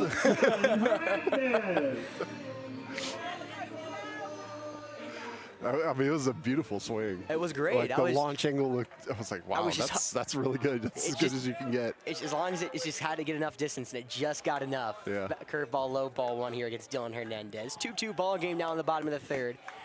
Hernandez had that big RBI double into the right field corner back in the first inning. The 1-0 fastball call, strike one, 1-1. 83. This is going to be Jeff Rose's commentary from now on. Yeah, Dylan's trying to chase down Charlie. The double leader, the 1-1 is popped foul. Be 1-2. God, I'm glad I was on the camera for that. I would have felt bad. Well, you know, it's always fun seeing a homer. I feel like we haven't seen a lot on stream this year. They've done a lot on the road, and, you know, when we're not here. The 1-2. Breaking ball. That one's grounded over the left side through the hole for a 2-out hit. Dylan Hernandez continues to stay hot now. His 10th hit, his last 15 at-bats. There's a 2-out base runner for his brother. Now batting number 21, Tyler Hernandez. Tyler Hernandez drew what continues to be a nice season for him. Now his team-high walk, 17th walk of the season. Unfortunately, he's got a big shoes to fill in the walk category. Zach Sneed led all the Falcons last year with him. Henry Shalcom, courtesy running at first base for the catcher, Dylan Hernandez. So Tyler, the first baseman, will dig into the left-handed box. Brown, the right-hander, kicks and deals the first pitch. Called strike one. Changeup on the inside edge.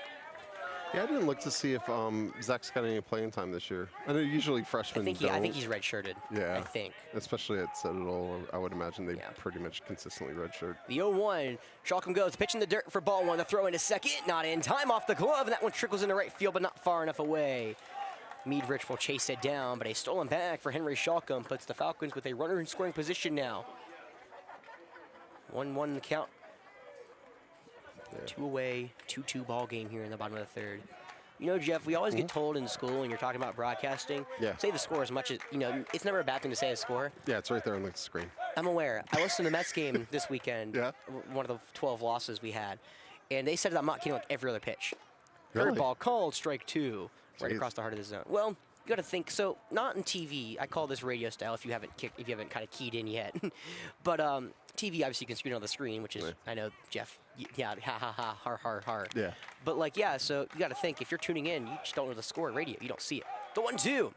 That ball is shot to the left field side. It will go foul out of play. Well, Tyler, no slouch of himself. He has smashed 3 homers this season, 22 RBIs. The senior hitting .440 with runners in scoring position. Can he add to that already impressive total? Shalcom stands at second. 1 ball, 2 strikes, 2 away here in the bottom of the third. Roper Wensky's solo blast tied this game at 2 for the Falcons. The 1-2 on the way. Breaking ball. That one's lined on the left field line, but it will hook foul and hit the netting. No flinch by Coach Hallett. He's ready. He's ready to wave Shalcom around third. Oh, yeah. Speaking of Coach Hallett, hello to George and Pat. And Jeff, we have a grandpa in the stadium. Jack Chetwood's grandpa made the trip down here. Really? From North Carolina. Awesome. Yeah. The 1-2 is a high fly pop up here in the left side of the infield. Hirsch, the shortstop, has a read. He'll trickle into foul ground and just make the play. That ball almost dropped. I think he may have double caught it, but it will be enough to end the frame. However, Roper Wensky strikes. A solo shot to left field ties this game at 2. We're right back here on Definite Fiction for the 4th.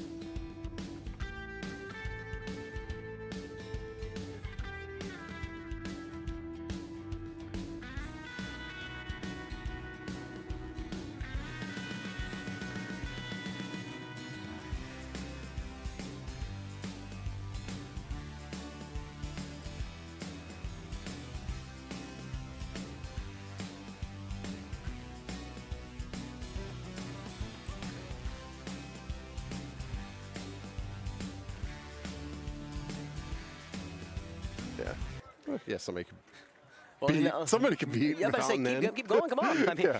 No. Yeah, we're these- just talking about future. We're talking about our travel plans for the playoffs. Yeah, no MVP. Don't worry, they'll be right there along with them, Leading Jeff. off for the I've talked Stars about in this is open. I'm not sure how much you Are they follow this 4A? MVP. No, they are 3A. Okay. But I mean, if Yeah. you bottom of the order, it's Ball leading off here against Monty Lafitte. Before I'll continue my sentence in 1 second. First pitch on the way in this right-handed showdown is rolled over to the left side. Chetwood will retreat to foul ground and snare it. It's just a chopper for strike one. But I was going to my open, Jeff, of course, when the screen froze on me. But this MVP team, you know, A, if you've never heard of them, if you're a Falcon fan, don't be worried. This is the second year of their existence. B, this is a team that was on no preseason rankings. The 0-1, fastball low and away, ball one. Now, they are number 19th in the state, according to Prep Baseball, in the whole state comparatively. And Prep Baseball has them, I believe, number 2 in 3A. Diamond Prospect has them 4. So, And they're in the Greenville area, is that yes, right? there's Greenville-Spartanburg area. They're between the two cities, is what I was reading online. Burns-ish? I'm not sure exactly. I didn't look on a map. All right, I'm going to look The at a map. 1-1. Fastball upstairs, ball 2. 79. Thank you.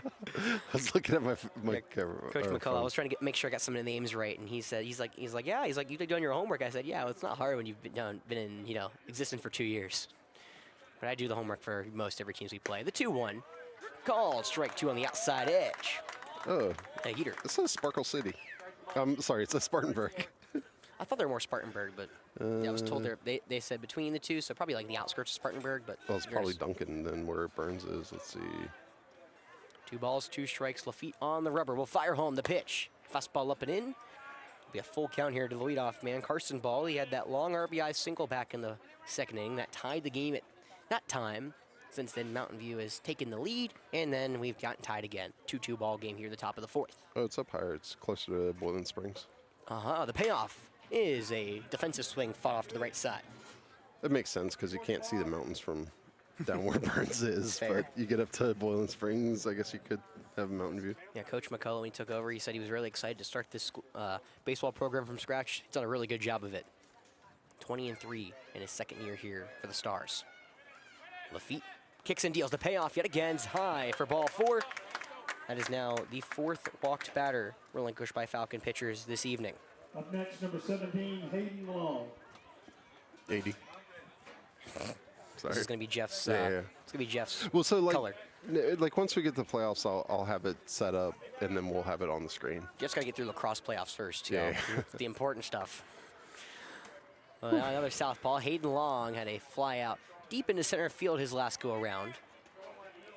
Yellow weight Lafitte, first pitch on the way. Knuckle curve called, strike 1 in the inner third of the zone. Well, ball continues what is a, very popular theme.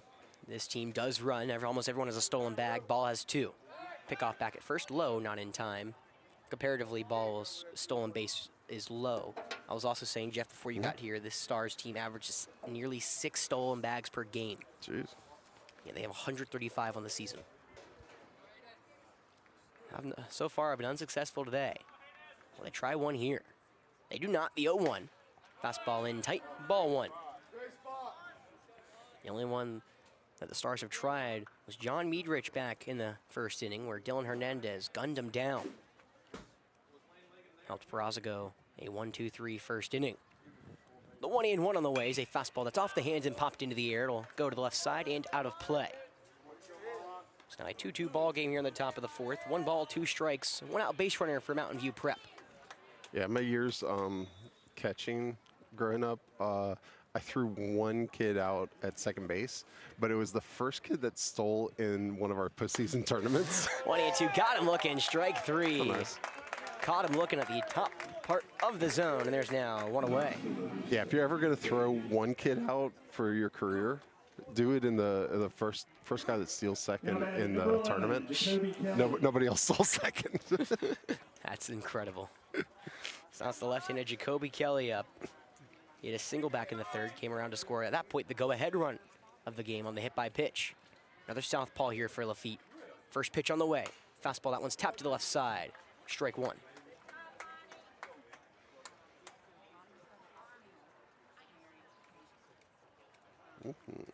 This is a nice night. I know, I was saying for the Feels stream. Really good, yeah. They should be here. I know. I mean, the temperature said 80s today. It does not feel like 80s at all today. It felt like 70s. It's now 80 right now. It feels like 60. The 0-1 from Lafitte. Knuckle curve is tapped foul back in the net. Quickly 0-2 here against the 9-hole Kelly.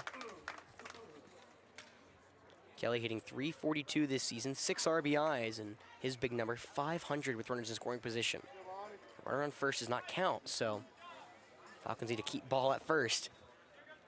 However, the lineup will flip over. It's Dylan McKee awaits on deck. The 0-2. Fastball is flown to the left side and foul. Stay 0-2.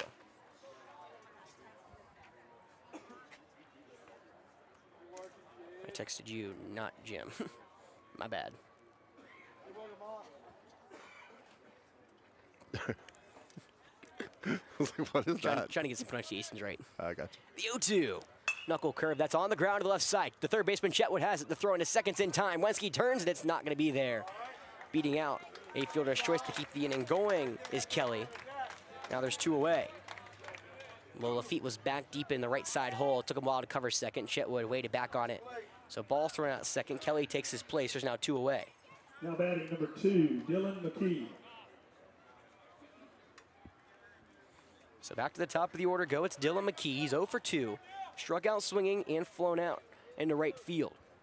Runner on first, 2 away here in the top of the 4th. For the Stars, they're trying to, again, break through this tied ball game. They've done so once. That was last inning. Of course, I feel like I have to say it every time. Kelly has 5 stolen bags so far this season. He's been thrown out once. I feel like Dylan's kind of scared the Stars just a tad. They're getting pretty short leads, at least everyone who's gotten on. First pitch on the way in the right-handed showdown's a ball that skips away in the dirt, goes all the way to the backstop, so Kelly will not have to take second on a stolen bag. He takes it on a wild pitch.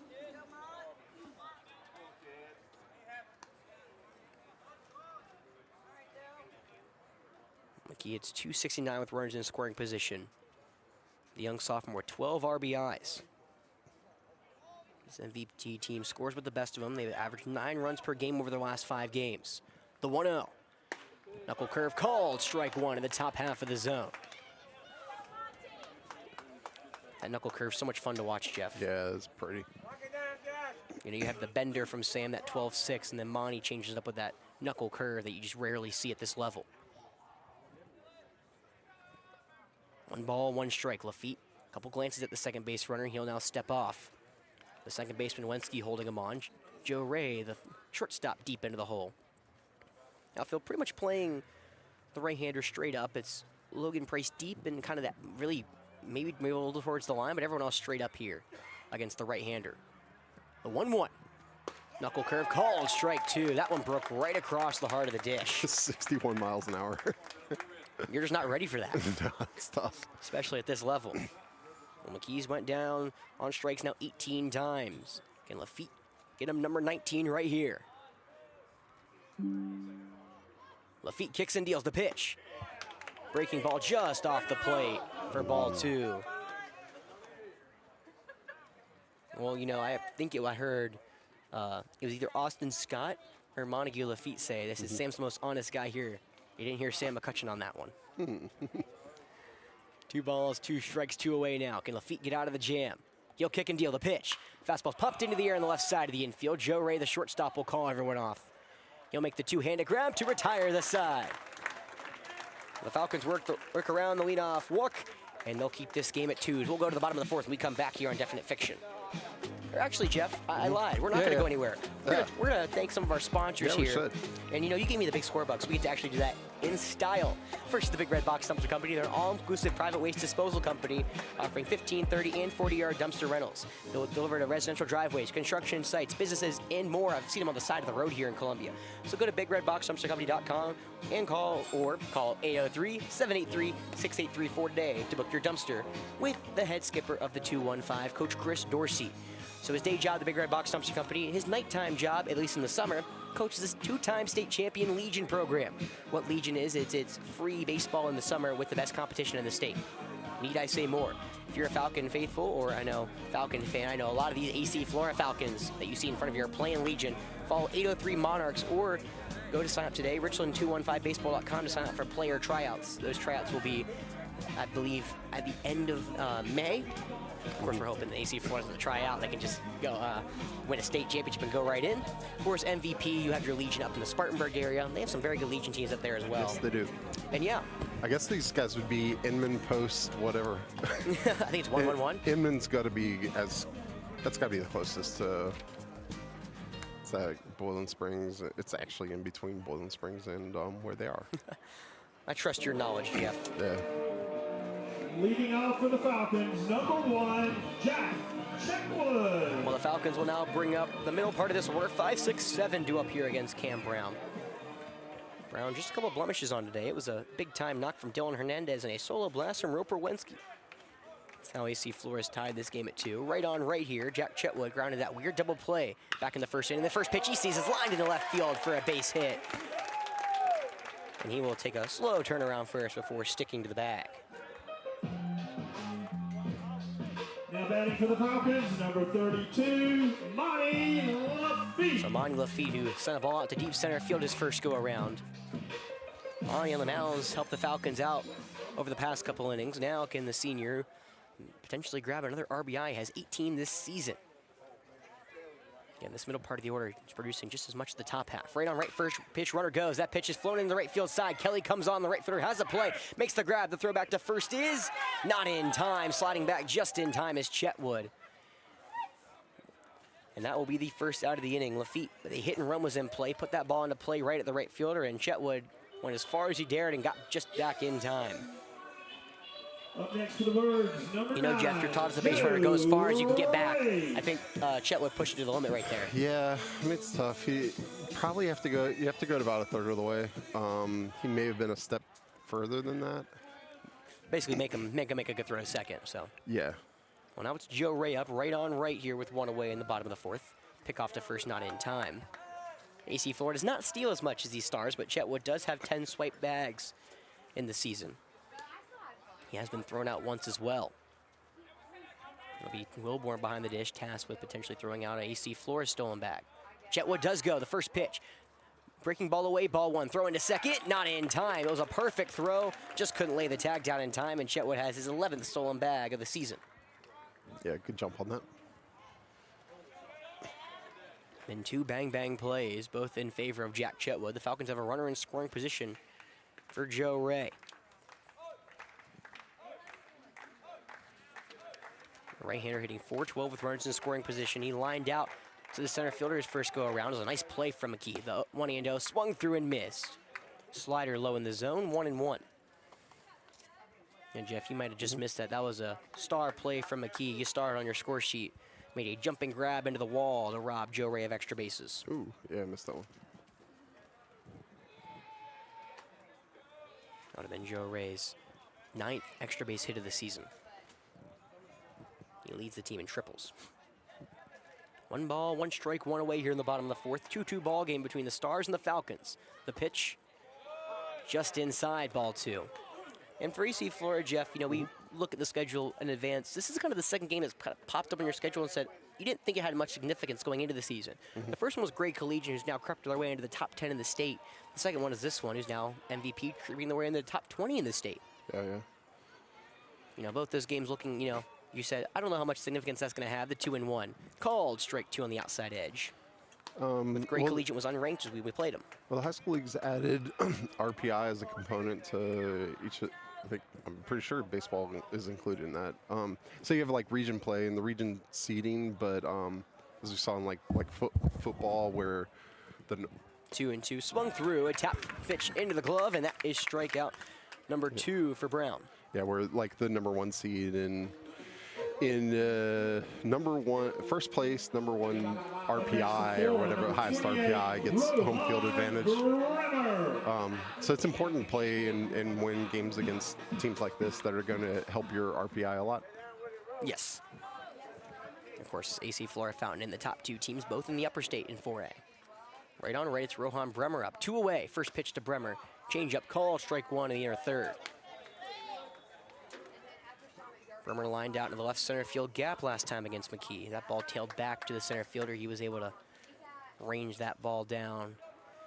And now Bremer, the RBI leader of last year, trying to tack on number 11 this year, the 0-1. Breaking ball called, strike 2 low in the zone.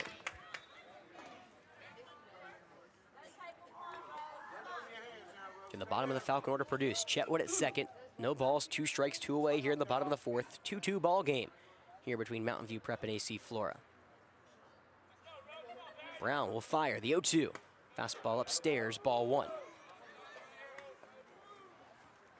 I spent so much time staring at the RPI for lacrosse. I didn't even check the baseball RPI. You know, I was you know, giving you your praise to Jim. I said, Jeff looks into all that. He will know. I'll have to disappoint him. We were talking about, of course, travel plans. You know, this is around the time of the season where you know you're going to the playoffs. You just got to figure out where you're going to go. Yeah. So I got Fountain in 1, Gray 2, AC Flora 3 in RPI. Gray is lower state. Gray is lower state, yeah. So they will not matter to us. Brown will fire the 1-2. Fastball up around the letters, ball 2. Bremer lays off. Yeah, in fact, so number 2, Gray, and then 4 and 5 are both lower state, Hartsville and Airport. Should be Brad feels pretty even, right? Yeah, and then and Daniel is upper state, they're 6th, so 3 and 3. 2-2 on the way. Fastball up around the eyes, and Bremer works it full. Well, Jeff, I was going to say, we don't talk enough about Rohan, but he doesn't really strike out a ton. Only 7 strikeouts this season, but I apologize. You're more than welcome to now cut me back off. Oh, I was just looking at the, I mean, the other thing is, so Airport Gray are both in the same region, so.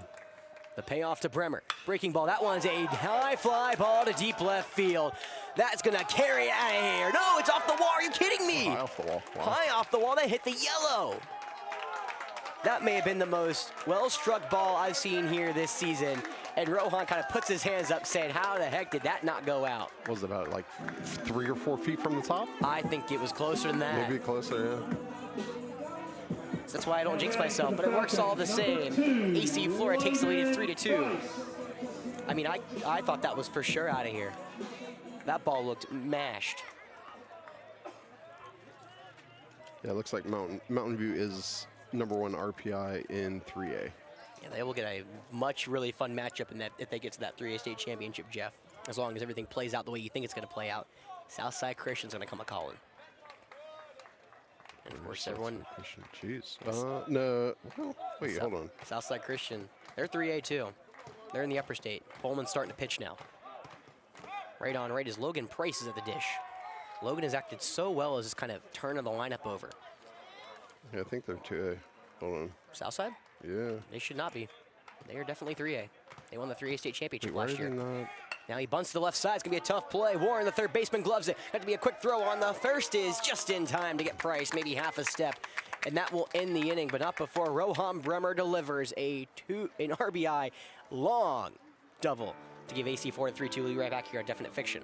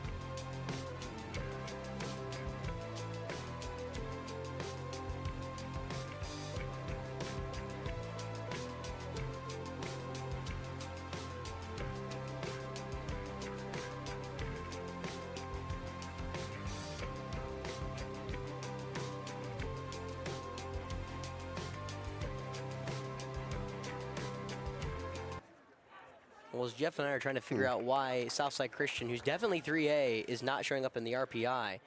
AC Flora will bring on now their fourth pitcher of the game in this, what has been a, of course, bullpen game for AC Flora. It'll be McLean Knight on the hill. The southpaw will get the heart of the order, 2-3-4, as Monty Lafitte will go back to first, and Tyler Hernandez will go back to right field. Mir Richards reached base twice, a single and a bunt base on ball. The first pitch is called, swung and missed, strike one. There we go, Alex. Getting it out of my system. McLean making his first appearance on the hill this season for varsity. No called time. I'll have to bring up his JV stats, but last year technically got the loss in the game against the Miller School. He pitched very well, was the longest of the three pitchers to go. The 0-1. Fastball in, tight, ball one.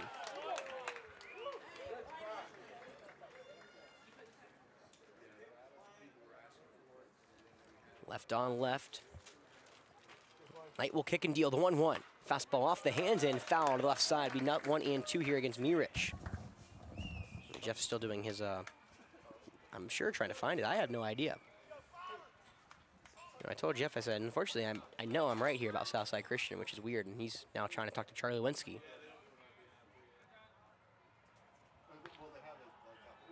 One ball, 2 strikes, and of course, Charlie Wensky, for those who aren't aware, he's one of the heads of the SCHSL. There we go, Alex.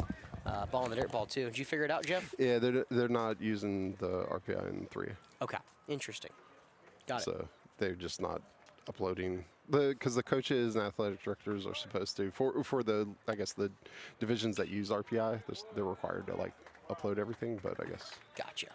3A doesn't use it. But so I was like, I mean, they won the 3A state championship last year. Realignment's not until next year, so yeah, they're not going anywhere anytime soon. We're trying to get on base. 2 balls, 2 strikes. McLean Knight making his first varsity appearance on the rubber. The 2-2. That one's rolled over to the right side. Knight slips. Gonna be a tough play. The second base of Wensky gloves it, and he cannot throw out the speedy Mirich. An infield single to lead off the inning for the Stars.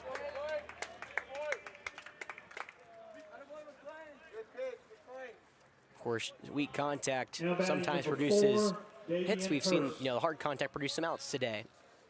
And right on cue, there'll be a leadoff base runner for the Stars. And now, oops, messed that up. I figured this out the fun way. I can go through the list. Meant to hit pitch. Trying to keep a pitch count for you, ball home. Happens. Another left-handed, Davian Hurst. The first pitch swung through and missed. Change up, low. And again, you missed this as well, Jeff. Mirich is their top stolen base getter. 25 stolen bags in the season.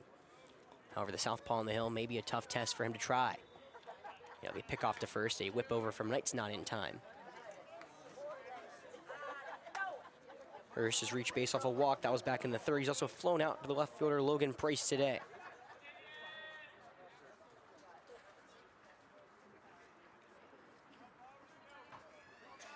Mirich creeping over. That lead's getting bigger and bigger by the second.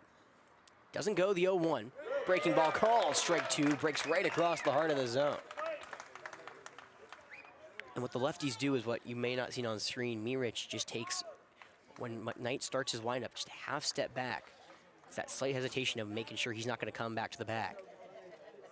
The 0-2. Fastball, that one's rolled over to the right side. Wensky, the second baseman, waits back on it. Throwing a second is in time for the fielder's choice. That will provide the first out of the inning. Hurst will go to first. Heads up play from Wensky. That's not an easy play. He's got to understand the exact timing of how that's going to work. Wensky flips it to Joe Ray, and that's out number 1. Now batting number 5, Coleman Wilborn. Now Coleman Wilborn up. The cleanup hitter has an RBI today off the hit by pitch. He's also grounded out to the shortstop, Joe Ray. First right-handed bat to face the southpaw on the hill. 1 away in the top of the 5th. 3-2 lead for AC Flora over the visiting Mountain View Prep Stars. Knight fires the first pitch. Fastball up around the letters, ball 1. Jeff, what's McLean hitting on his fastball? Oh, dang. Oh, I was looking at Max Probes. You have 1 job. No, I have 2 jobs. I feel like I have 3 jobs. We talked, Peraza's a freshman, McLean's a sophomore. It feels like they're really firing it in there. Yeah. 1-0. Fastball is popped to the right side and foul. That was 82. That didn't look like a fastball, Yeah, it though. looked kind of a casual. Either a changeup or a 2-seamer. Maybe. 'cause Like he didn't amp up to get that one in. So Yeah, maybe a change. Usually the two-seamer, you lose a couple Yeah. miles per hour on your velocity, but sometimes get a trail or whatever. correct. Fade. Yeah. Pick off the first. Mirich was leaning, and it's not in time. Great pickoff from McLean. And excuse me, not Mirich. It was Hurst who dives back in safely. Hurst has 22 stolen backs. However, he has been thrown out twice. That's down to the give and take. Law of average said when you go that many times, you got to get thrown out at least once.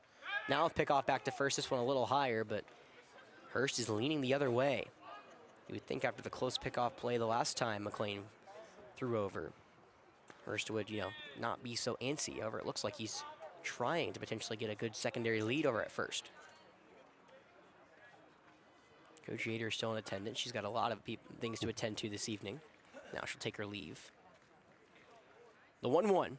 Fastball in the left-handed box. Ball 2. Yeah, 84 on that. Okay. Yeah, I mean, hitting 84, mid-80s as a sophomore. Yeah. You're not complaining. 89-ish maybe by the senior year, maybe a little higher. That's ideal. 2 balls, 1 strike, 1 away. Knight will throw back to first. This time Hurst with a much safer lead. Dives back in without a tag. Well, McLean's heard the scouting report. I think Coach Hallett knows just as much as I do how much these Stars try to steal. A lot of pickoffs to first. The 2-1. Fastball in the left-handed box. Dylan does a nice job to keep that one from going to the backstop. Over. It's 3-1 now. Well, the sophomore made 3 appearances in JV, 3 1/3 innings pitched for McLean over the JV season. He's been mostly on varsity, so not too many times he gets a chance. He has 0 earned runs, though. Some Falcon action in the bullpen. The 3-1. Fastball wide. A 5-pitch walk will put runners at first and second. Now batting number 7, Brady Warren. So Brady Warren, who's 0 for 2 this evening, struck out looking and grounded out. Courtesy Rucker, looks like Savian Booker will re-enter the game to run for the catcher. Looks like there's also some stretching over there in the Stars bullpen. For those who are watching from the upstate, I say it every game, I can see the away team bullpen, I cannot see the home team bullpen. So I can see who's warming up for y'all. I cannot see who's warming up for anyone else. Right-hander here against the southpaw. Runners at first and second. First pitch, the fastball, that's popped foul to the right side, 0-1.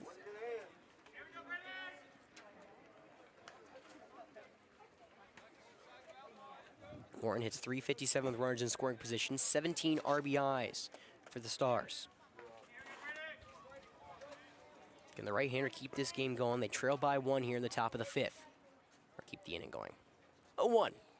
Breaking ball low. Warren holds off. It's 1-1. It was a nice pitch from McLean. Warren was just able to keep the bat in his shoulder. His hips started activating his swing, if you will. But he's able to keep the bat back.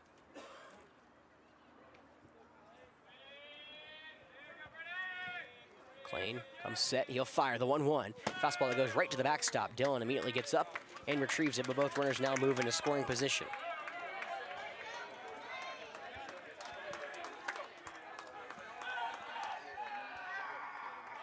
The Stars have the go-ahead runner now at second. 2-1 with 1 away in the top of the 5th. 3-2 lead for AC Flora. It was Rohan Bremer, who's currently the difference maker.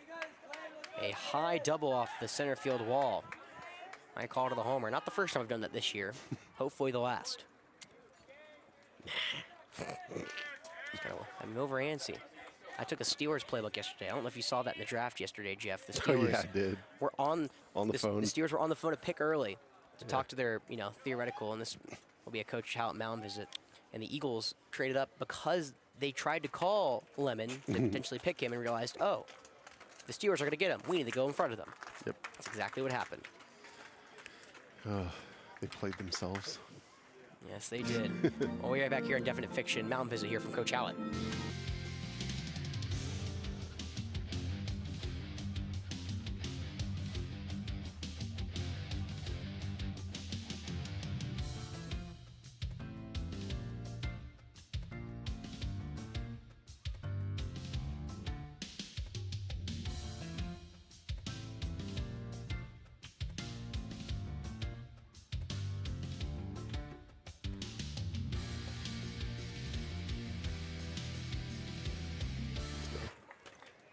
welcome back to Falcon Field after a quick mound visit. Knight will stay in there.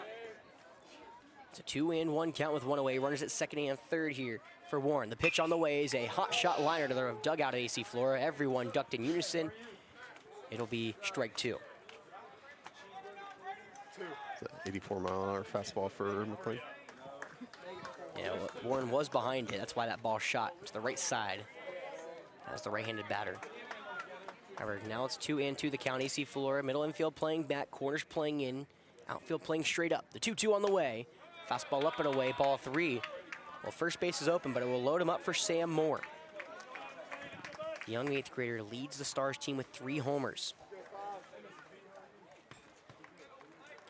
Barring a weird, weird play, he'll get up with a chance to do it again. The payoff on the way. That one's a line drive down the right field line, but it will go foul. It looked like a defensive swing again from Warren. Did enough to foul it off, but seems like he's behind the heater.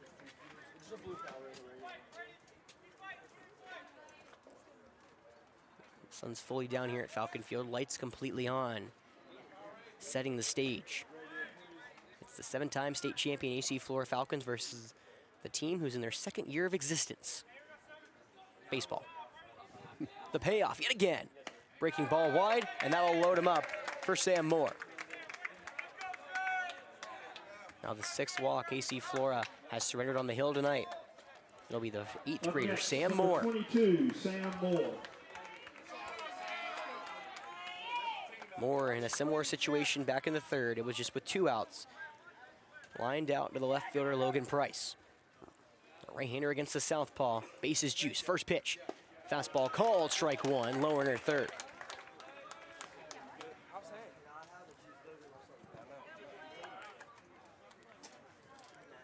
Corners still playing on the grass, middle infield playing back. Outfield playing as deep as they can throw. The 0-1. Fastball upstairs, ball 1. Looks like there's actually no one in the Falcon bullpen. So either it's McLean's inning to go, or is a cold call from Coach Hallett. 1 ball, 1 strike, 1 away here, top of the 5th. 3-2 lead for the Falcons. The 1-1. Fastball upstairs, ball 2. Looks like it's Evan Peacock who's getting loose in the Stars bullpen. Did Riggs pitch yesterday? Oh, nope. No. He's getting the call. No, he's not. No, he's in he shorts. didn't have pants on, yeah. He did not, though, no. Did he go on Tuesday, maybe? No. No? No. Okay.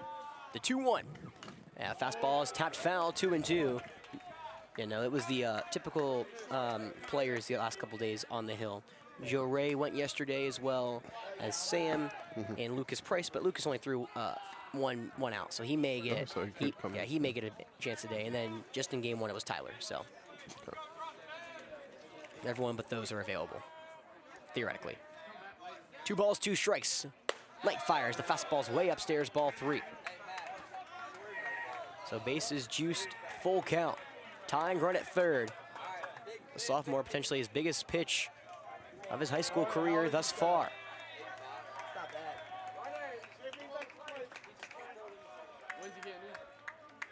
The sophomore versus the 8th grader, and Knight will step off on the rubber. Moore, 16 RBIs, hitting .375 with runners in scoring position. That goes a bit down after he lined out to end the 3rd.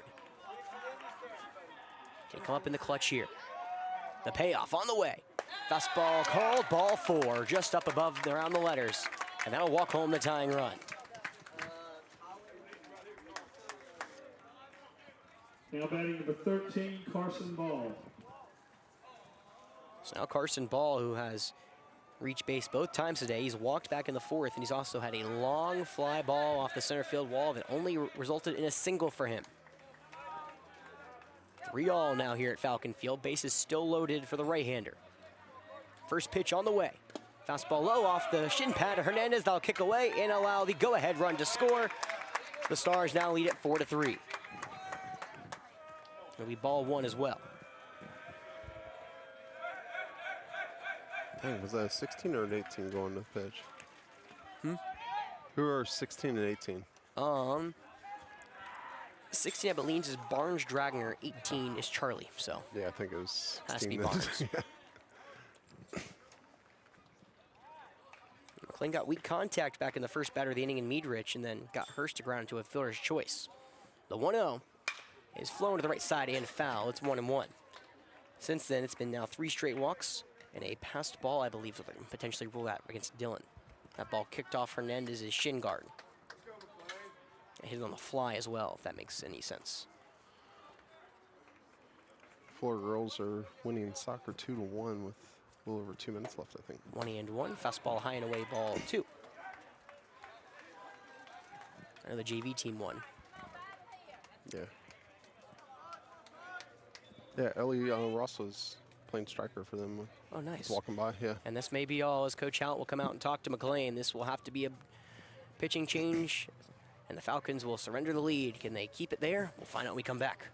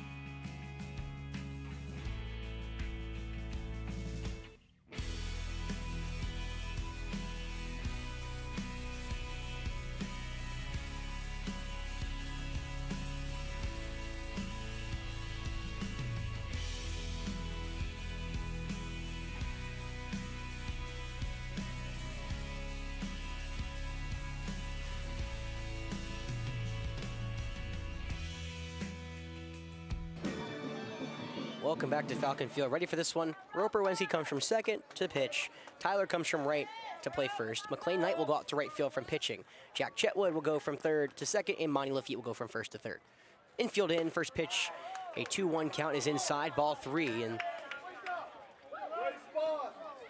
Sam McCutcheon said great spot. So 3-1 the count now with 1 away. First base is open. On the pay, breaking ball in the dirt. That'll load him back up. Now for Hayden Long.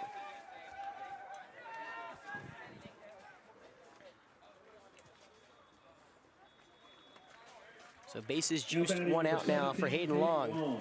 Long is 0 for 2, a flyout and a strikeout looking. Falcons have flirted with fire here this evening. Can they keep themselves in the game? Right on left, first pitch. That ball's rolled over to the left side. Monty Lafitte, tough play. He's gonna try to come home with it. The throw is in time. Dillon does a good job holding the bag, and it's good for out number 1. Everyone else moves up. So a tapper to the third base bag. Monty fires home, gets the runner. And now, let's do it all with me. Moore goes to third, ball goes to second, and Long goes to first. Stepping up to the plate, number 11, Jacoby Kelly. All right, any base. That's the 9-hole Jacoby Kelly. Can he find a way to keep this inning going? The southpaw will dig into the box, and it looks like there's a pitch comm problem with Dylan Hernandez. Well, Roper's the 5th pitcher AC Flores used. This is now his 2nd appearance. First one since all the way back in the IP Classic. That's the basically preseason opening season tournament AC Flora plays in, where they finished runners-up to Dorman, who, for those unaware, Dorman's the #1 team in the state. Roper pitched a scoreless frame against Southside Christian and got the win against the Sabres. Nice. So he's not known as a pitcher, but he can throw here and there. I'm sure Jeff can abide to that. He's coached Roper for a while. No? No. No. No, I've never coached Roper. Really? Nah. Just lives down the hill from me. Uh-huh. and seen him play football since Creighton and baseball growing up. You feel like you coach everyone. I just, I think I just assumed. My bad. Yeah.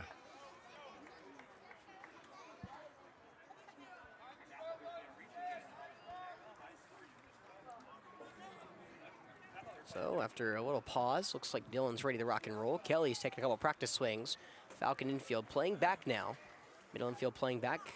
The third baseman, Monty Lafitte, playing even to the bag, and even with the third base runner, Sam Moore. The first baseman, Tyler Hernandez, playing far back as well here against the southpaw. Well, after now, Roper will step off after as Kelly gets into the box. So a little cat and mouse game here between these two sides. Base is still juiced, 2 away here in the top of the 5th. The Stars have scored 2 to now take the lead. It's a 4-3 ball game in this back and forth affair.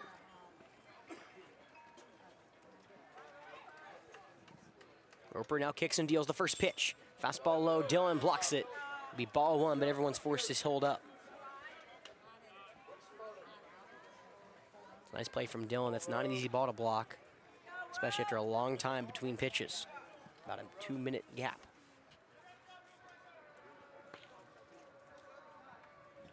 Wensky kicks and deals the 1-0. Breaking ball stays wide, ball 2.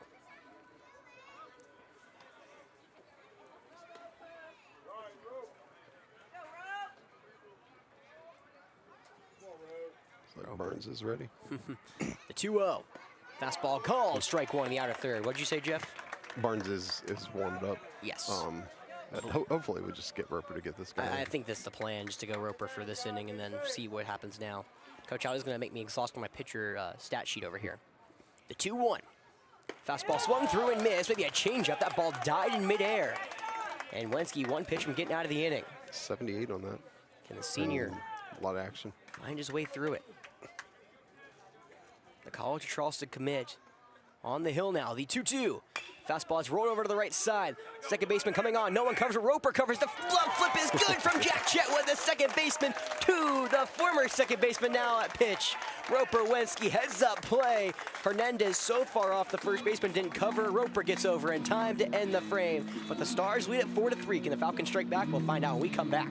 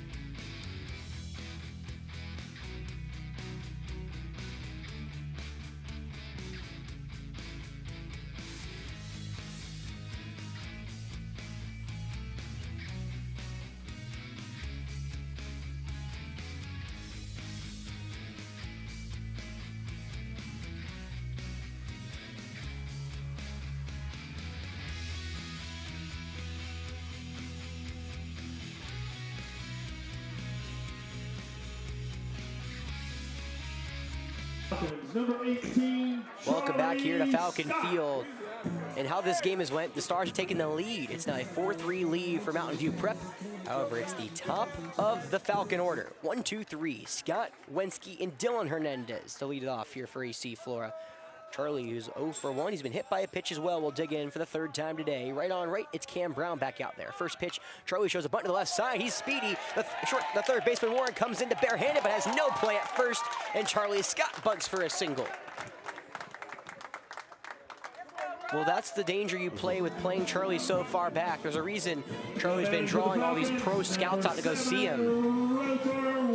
Charlie has been drawing scouts like from the Rays, the Giants, because of his, how much he's developed. He's the perfect center fielder frame in that he's got the speed, he's got the power, but when you're playing for power, he does just that, the bunt single to the left side. Now it's Roper Wensky coming off his first high school home run. The first pitch is a curveball upstairs for ball 1, right on right. Roper has, fun fact, scored 2 of the 3 Falcon runs. He reached on the fielder's choice in the first and came home to score on the RBI double from Dylan. Charlie goes, the pitch is popped into the air off the hands and out of play. It goes right over my head, back into the forestry. Looks like another hit and run here from Coach Hallett. What are you looking for, Jeff? The ball. It was close. It went back farther than you thought. That ball carried. It's down somewhere down near the part of the fence. Younger Witsy not coming to take it back? Oh, come on. The 1-1. Called strike 2. Change up on the top half of the zone. There you go. Nice. Well, maybe it did come farther back than I thought. Yeah, Brendan coming to get from. the youngest Winsky there. I didn't know there's someone younger than Wolf. Oh, yeah. The 1-2. Breaking ball there. Stopped by Wilborn. Charlie takes a delayed steal, and it does work. The speedster goes into second. And now the tying run is in scoring position. 2 balls, 2 strikes after the breaking ball hit the dirt. And there's the speed yet again. That ball hit the dirt. Didn't really get far enough away from Wilborn, but all of a sudden, Charlie's got the speed to make that work. Yeah, had a good secondary lead. Easy for him. That's why the secondary lead matters so much. Yep. Get a good one, and you're gone. So now 2-2 the count. Nobody gone here in the bottom of the 5th. Falcons trail by 1. The pitch. Breaking ball. That one's rolled over to the left side and bounced foul. Again, that is Evan Peacock warming up for the Stars.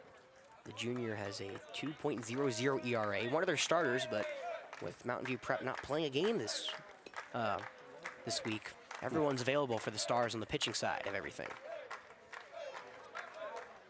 Brown is trying to labor here through the 5th. This is the most talent lap they've faced all season here in 2026. The 2-2. That ball is lined back up the middle. Going on is McKee. He will have to let that fall. Charlie holds up, but we'll get to third. That throw in is cut off. A single for Roper Wensky, and there's runners at the corners with nobody gone. Up next for the Birds, number 12, Dylan Hernandez. That's the 7th hit that Brown has allowed to Falcon hitters today. 2 of them have been provided by Dylan Hernandez. However, that may be all from Brown. It'll be an infield visit. Peacock was getting loose all last half inning, and Cam Brown, who the ace of this Stars team, a 1.53 ERA coming into this AC Flora, tacks on 3 and potentially more runs against them. We're right back here on Falcon Field.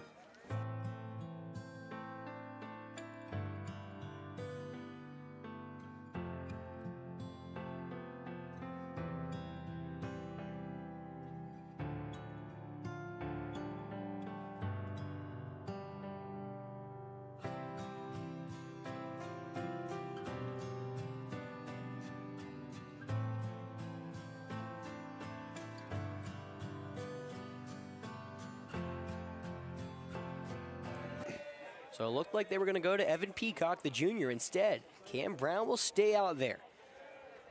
It's the heart of the Falcon order. It's Dylan Hernandez, who Brown has yet to find a way to get out today. We right on right for the 3rd time between these two. Roper at first, Charlie at third. Playing back, the first pitch is foul tipped in the glove. Dylan was looking to give them the lead. Strike 1. Fouled into the ump's mask. Yeah, hopefully the home plate umpire's okay. And well, Dylan was swinging for that. 2 homers this season, 16 RBIs. But Jeff, his marquee stat for this Falcon team, he leads them in batting average, runners in scoring position. He hits 588 in that category. Yeah, that's good. Very good. If you remember all the way back against Indian Land, it was Dylan who had the big hit to tie that game in the top of the 7th. No balls, 1 strike. Runners to the corners here with nobody away in the bottom of the 5th. The Falcons trail by 1, but are looking to potentially tie or take the lead here against the Stars. It's a battle between 2 top 20 teams in the state. Right here on Definite Fiction for you. The 0-1 is tapped foul off the end of the bat from Hernandez. It's 0-2.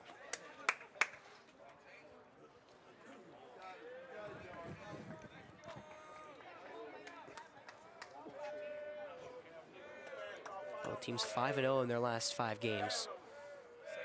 Trying to keep momentum going towards the playoffs. Time call from Dylan. For us Falcon fans, we have a region deciding series next week with the Cougars of York. Tuesday up at York, but Thursday will be right here on Definite Fiction. And potentially the region deciding game. Nothing into the count. The pitch. Breaking ball swung through and missed. A changeup upstairs gets Hernandez down on strikes for out number 1 in the inning. They've lost one, right? Or have they? York? Oh, York. I don't believe so. Oh, really? Okay. Not unless they lost to this past week. We both got through the hardest teams in the region, so besides ourselves. Yeah. So it's Tyler Hernandez now up. Can he pick up his brother? Tyler is 0 for 1. He's popped out and walked this far tonight. Runners at first and third. 1 away now here in the bottom of the 5th.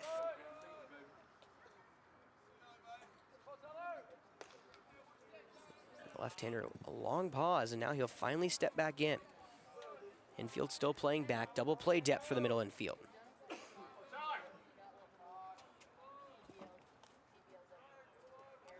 Brown does not move. Now he finally comes set, and now Tyler will call time. Staring contest, I guess, goes to Brown, at least momentarily.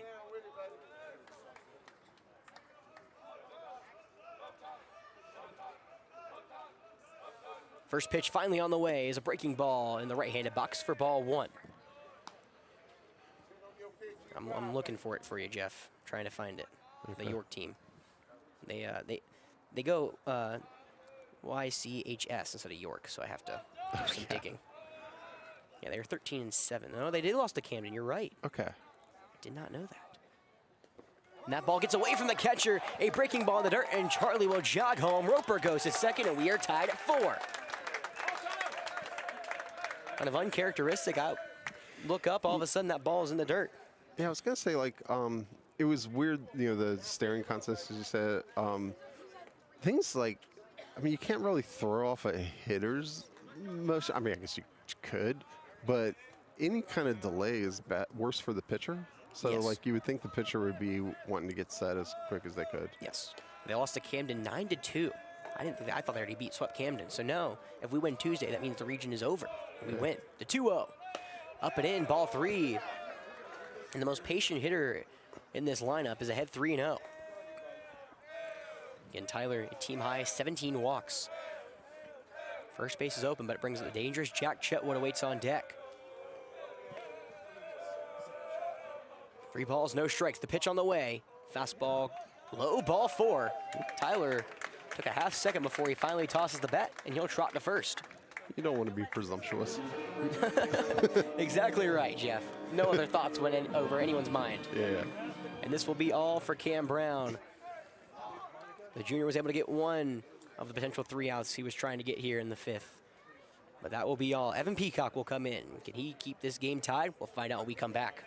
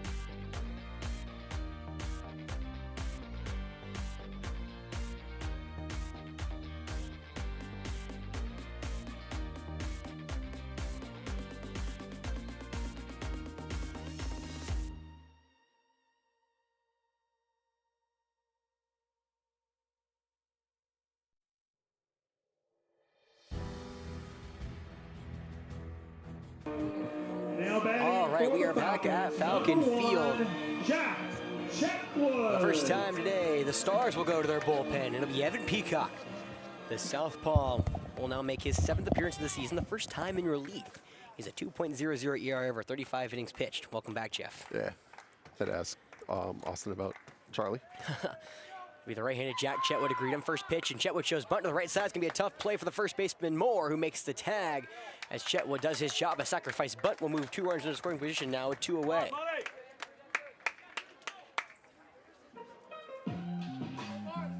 Now batting for the Falcons, number 32, Monty Lafitte. All right. Setting up for Monty Lafitte. Monty has flown out to both center and right tonight. And we like him in this spot, right? This Runners is- in scoring position. Yes, Monty is another one of those Falcons who have done great jobs with that. 480 with runners in scoring position. This team hits 411 as a team. Monty, one of the big contributors. First pitch curveball is up and away for ball 1. Well, the last time we saw Peacock, or I guess the Stars saw Peacock, was last Wednesday against Woodruff.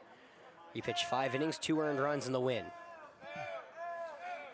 Yeah, this is his first time in relief, and you may not think of it, but being a relief pitcher is so different than a starter. Different mindset, kind of different games. Yeah. I remember, usually it's funny, you think these like long starters would go as well as long relievers. Some just don't. That's just kind of how the game works. Yeah. So can Peacock find his way around here and keep the Falcons off the board? It's a 4-4 ball game in the bottom of the 5th after a wild pitch tied this game earlier in the inning. The 1-0. Fastball wide, ball 2. Yeah, sometimes starters just take a little while to settle in, and when the hitters are already settled in, then it can be kind of a challenge. Absolutely. I mean, a lot of starters, they don't start throwing their fastest until you get to like 3rd, 4th inning. And the warm-up's different too. I mean, you got to basically come in as a reliever and be on right away, as you said. You can't take a while to settle in. 2-0 on the way. Fastball swung through and missed on the outside edge. It's now 2-1 here to Lafitte. Monty coming off a 2-for-2 game yesterday. A homer, 2 RBIs, and Jim Stevens quoted saying, Monty crushed it. Of course, we weren't here for it. Sorry, Monty. Sorry, Monty. 0 for 2. 2-1. Fastball in tight, ball 3. Opens his path to first. It is open, but it brings up the dangerous Joe Ray, who has been one of the Falcons' hottest hitters all season. The number 2 team in 4A trying to retake the lead. It's been back and forth. It was a 1-0 lead, then Mountain View Prep tied it, then took the lead. And AC Flora tied it, then took the lead. Then Mountain View Prep took the lead, and now AC Flora tied it. The 3-1. Fastball upstairs, bases juiced for Joe Ray. All right, let's go, Joe. Just the 3rd walk allowed by Stars pitchers this evening. First one for Peacock. Falcons, number 9, Joe Ray. Well, can Joe Ray produce in the clutch? Coach Hallett will talk to his base runners. Oh. And the pinch runner, yes. Second base, okay. Yes, this will be a pitch runner for Tyler Hernandez. Difference between a pitch runner and a courtesy runner. Pitch runners are legal substitutions. They come into the game. You can bring a courtesy runner at the high school level for your pitcher or catcher. Tyler is not a pitcher or catcher, which means this is a actual pitch runner, yes. This is Henry Shalcom, who's been the courtesy runner for his brother Dylan. He will now actually legitimately enter the game for Tyler. Trying to get a little more speed on those base paths. I remember I asked Tyler when he was on the stream, Jeff, I said, do you like being pitch ran for? He said, absolutely, give me a break. He said, I'm not that fast. He's like, I'm fine being pitch ran for. We'll see if it matters. Shalcom takes over at second. You have Monty at first and Roper at 3rd. Joe Ray, a right-hander, can he deliver? Peacock will kick and deal the first pitch. Breaking ball called, strike 1, breaks right across the top half of the zone.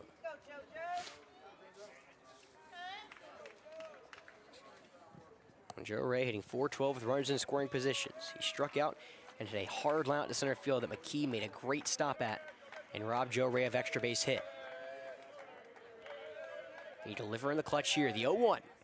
Breaking ball swung through and missed, 0-2. Peacock, after starting off a bit sluggish here, a sacrifice bunt and a walk is now found in the gear against Ray. He's ahead 0-2 with 2 away. The bases are juiced in a 4-4 ball game in the bottom of the 5th.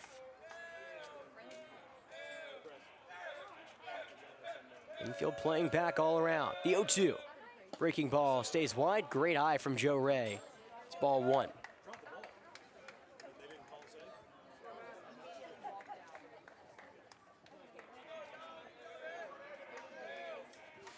A couple other Falcon sports teams trickling back in. Jeff saw the soccer team earlier. The men's soccer team, I think it was the softball team, got back as well. Oh, nice. The 0-2. That ball is shot foul. Joe Ray off the top of the dugout will kick it back into the field. He stays alive, though.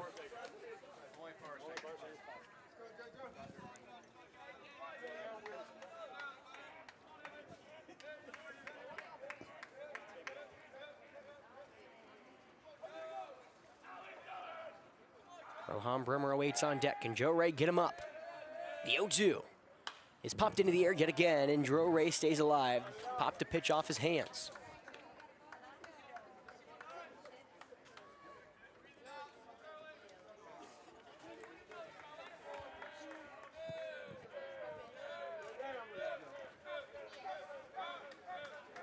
Peacock working very methodically here.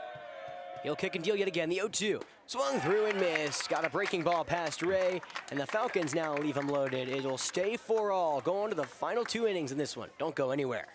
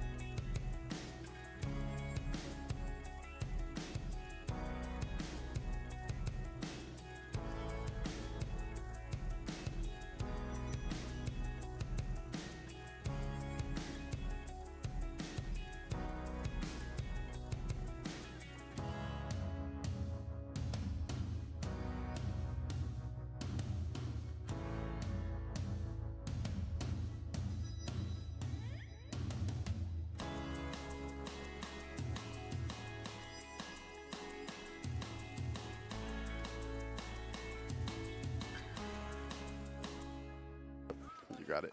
So Riggs Scott with his quick change jack will come in. Riggs was one of the Falcon pitchers that has come out and been doing the pitch stats. A lot of teams usually come out and do pitch stats in front of us. Sam McCutcheon, Henry Shaw come right here now to do it. He's been in here in shorts. Well, that's him on the mound, so he must have went and grabbed his pants, and now the right-hander comes on the hill. The first pitch is swung through and missed. It's 1-2-3. The right-handed Dylan McKee takes a big hack through an upstairs heater. It's 0-1. Well, Riggs is making now his 3rd appearance of the season. The 0-1. Fastball wide, ball 2. Or ball 1, excuse me. 1 ball, 1 strike. Riggs has 1 earned run over 6 1/3 innings pitch. He had a great outing against Indian Land. Gave up 1 earned run over 5 1/3 innings pitch. The 1-1 popped into the air, 1-2. If you remember that game, Jeff, he provided the big middle innings. Sam had a little back injury that he's been working through, and seems to be okay now, but Riggs provided some long-term relief and did great against the Warriors. Unfortunately for him, ended up getting a loss. 1-2. Curveball low, ball 2. Of course, that's baseball, unfortunately for you. Wrong place, wrong time in a sense for Riggs. But he did great. Can he give the Falcons some length here? 2's on the way. Fastball got him looking, strike 3. McKee was just looking at the outside heater and didn't make an offer. There's now 1 away.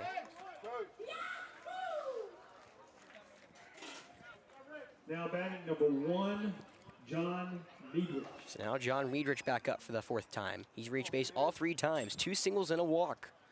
The southpaw will get Riggs Scott.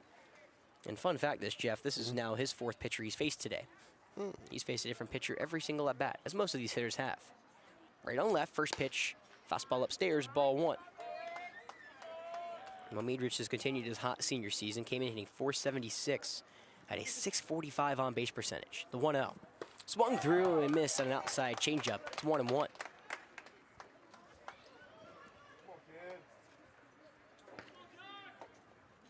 Riggs out of the windup. Will deal the 1-1. Fastball in the dirt. Ball 2.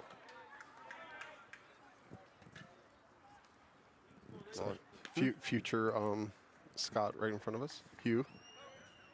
Oh yeah, I forget. We have multiple future Falcons in front of us. We're talking about you, Hugh. How's your PBL season? 2-1. Good. Popped into the air. 2-2. Yeah, a lot of young Falcons in full uniform today, Jeff. They joined the team for kind of the little hype out there. Yeah. Our team usually gathers on the right field side to get themselves ready for the game. All the mini Falcons were out there as well. The 2-2 on the way. Fastball is popped into the air left side. It will go out of play. Oh. Back. Did that hit a tree? Yeah. Okay. I was like, there's no way Dylan gave up on it. I was like, because even he was surprised. Yeah. Dylan kind of went back and said, hold up. That ball wasn't there just now. Well, Meadrich ready to go. So is Riggs. Now Hernandez, the catcher, will get down as the infield's all the way shifted to the right here against Meadrich. Scott winds and deals. The 2-2. Foul tipped in. Dylan could not hang on. It'll stay 2-2. That was an upstairs heater that Meadrich just got a piece of it. And he'll stay alive. It's the top of the Stars order. 4-4 ball game here on the top of the 6th. AC Flora, Mountain View Prep. The 2-2. Curveball just low. Meadrich lays off. It'll be a full count here. Well, of course, he's been the hardest out in the Stars team all season. The Stony Brook commit has been getting more and more traction as this season's gone on. Can he provide a one-out base runner for MVP? The payoff on the way is popped into the air left side. Hernandez gives chase the catcher, but will lose the battle to the wall. Nobody even made a move for it. I mean, you would make all the moves for it, right? Yeah, no, I'm looking forward to one. I feel bad that I didn't get the one over there, but I would just run into somebody. Like, to your left, you know? I mean, if I didn't have a headset on, I would run to my left. I feel like I had a shot at it. Just dive full out extension. Scott will deal the payoff one more time as a fastball called strike 3. Meadrich was halfway up the first base line. He doesn't like it, but back-to-back strikeouts for Riggs. Scott puts 2 away now in the 6th. Up next, number 4, Davian Hurst.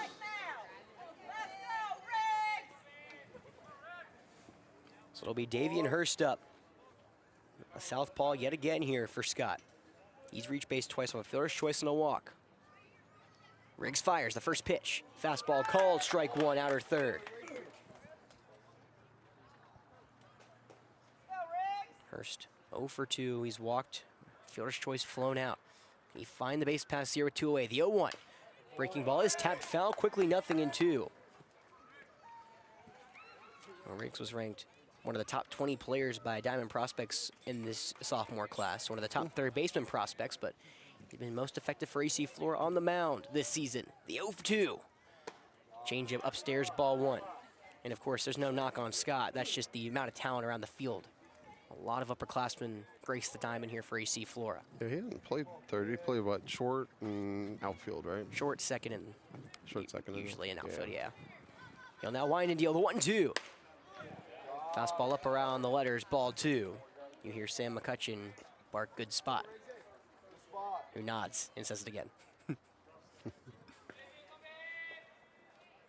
Scott, wind and deal the 2s yet again. Swung through and missed. Riggs Scott strikes out the side.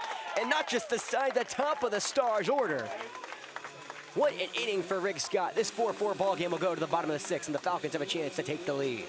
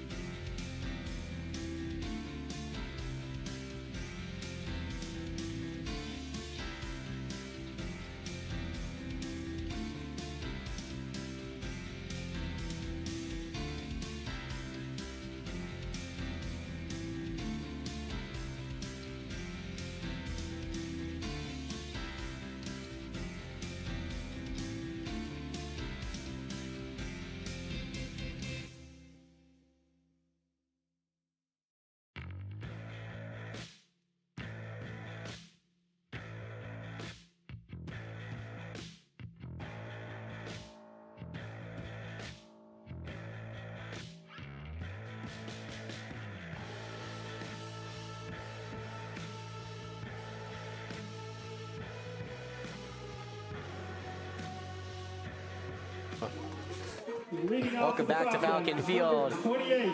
A three-point shooter, Jeff? Who's that?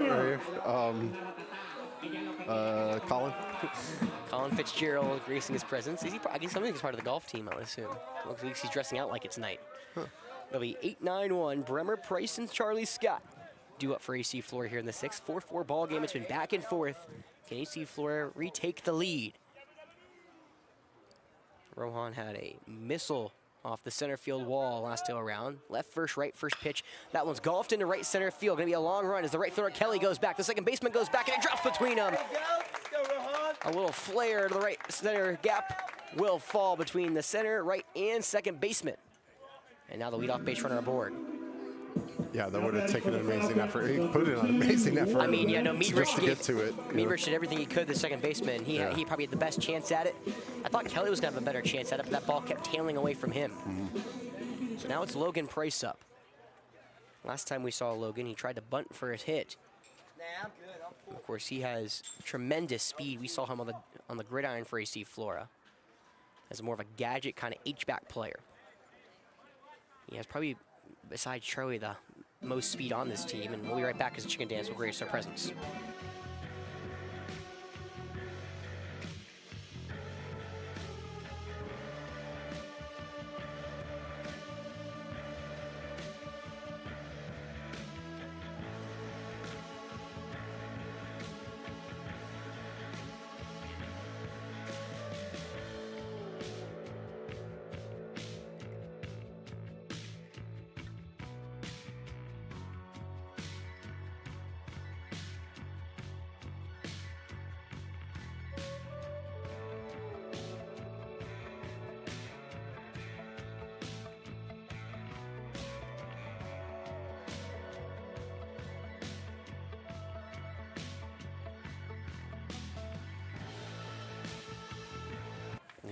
Welcome back to Falcon Field. After an extended break, it'll be Brennan Fudger pitch running for Rohan Bremer at first. Fudger scored the winning run against Lexington back when Roper Wensky walked off the Wildcats.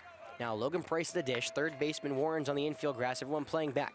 Price shows Bunny, tries to put it to the right side, but it will go foul. Yeah, tough curveball to get fair. Yeah, that's Peacock's best pitch, that curveball. He's shown it off very well tonight. Of course, that was how he got out of the last inning bases loaded jam against Joe Ray. Yeah, definitely nice to have a runner in scoring position with Charlie coming up. Yes, yeah, this is a very important bunt, and Logan's not going to bluff it. He'll just show it. Throw back to first is offline, and Fudger's smart. Doesn't take too big of a lead, gets back in time. Wasn't the best throw to Moore either, so. But, you know, when you're trying to bunt for the sacrifice bunt, there's two jobs. Don't get picked off, and don't leave early, aka the pitch runner. And for Price, put it down where it's not easy to throw the lead runner out at second. Easier said than done. Now another pick off to first. Fudger dives back safely. And of course, as Jeff mentioned, top of the lineup looms on deck. It's Charlie Scott up after Logan Price. And then Roper Wensky. The Citadel and College Charleston commits for AC Flora grace the top of the lineup. Can Logan Price get it to him? 0-1. Curveball call, strike two on the outside edge. Now Logan pulled the bunt back. He thought that was ball one instead. Called strike two. A little up. So now Coach out with some signals. What is he gonna have Logan do here? So it'll be a gutsy decision from Coach out. We'll find out. Price will at least show bunt. The 0-2. Fastball and Price tries to bunt it foul. Or bunt it, and he will bunt it foul for out number one. With a second strikeout now for Peacock here. Let Charlie swing away. That's what I would do. Yeah. Now batting for the Falcons, number 18, Charlie reached Scott. out with a bunt single his last go around. He came around to score the tying run. He's 1 for 3, or 1 for 2 rather. He's also been hit by a pitch and grounded out today. The Falcon leader in home runs with 6. And he's also leader with 28 RBIs. Right on left, Peacock will throw to first. Fudger will kind of gallop back in.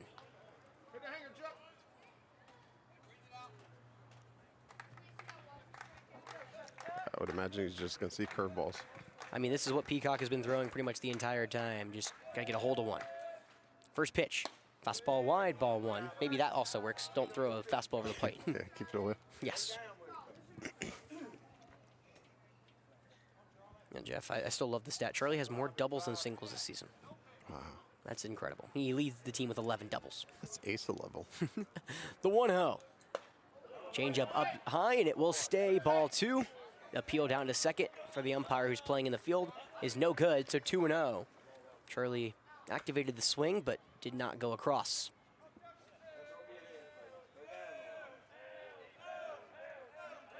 Southpaw on the hill. Will wind and deliver the 2-0. Curveball called, strike 1, right across the middle of the plate. 2-0 count. You want to let the pitch have an opportunity to fall out of the zone. Yes. Yeah, now Charlie being patient, waiting for his pitch. Can he find it? The 2-1. Breaking ball, that's a high fly, tie scraper, pop up into left center field. McKee has a read. He drifts over and makes the one-handed grab for out number 2. Fudger will retreat back to first.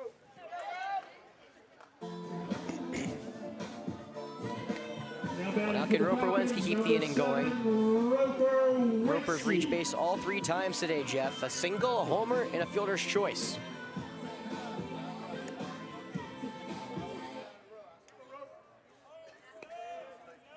The College of Charleston commit will dig in. Future Carew Bates teammate. Back again, what was that? Asa just texted me, definitely way better than Asa level. Another right-hander here in the box. The first pitch on the way. Called strike 1, change him on the inside edge. Yeah. In his final season at PBL, he had more doubles and triples than doubles plus triples Don't worry. than singles. Ace is saying catch him on the lacrosse fields. Yeah, that's right.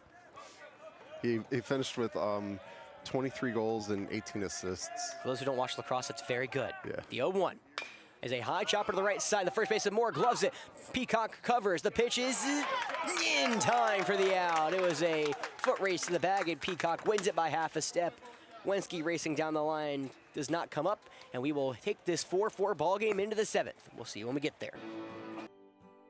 Actually, Jeff, let's not go anywhere quite yet. Yeah, let's not. Let's I got to do my fair duty here on Definite Fiction, talk about our sponsors. First and foremost, the 215, the Legion team that operates here in Richland County in the summer. And, well, why should you play for the 215? Well, first of all, Coach Dorsey, loves the game of baseball. I think that's enough said just in itself. You play for a coach who loves the game of baseball.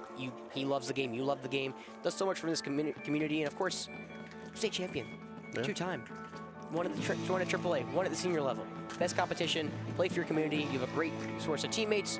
Again, go to Richland. He's a PBL champion coach too, by the way. Oh, my bad. I forgot about that one. I actually didn't know that one. So there you go. He beat my son. 3-time champion. Not that easy, but yeah, go to richland215baseball.com to sign up for player trials or follow 803 Monarchs to learn more and keep up to date.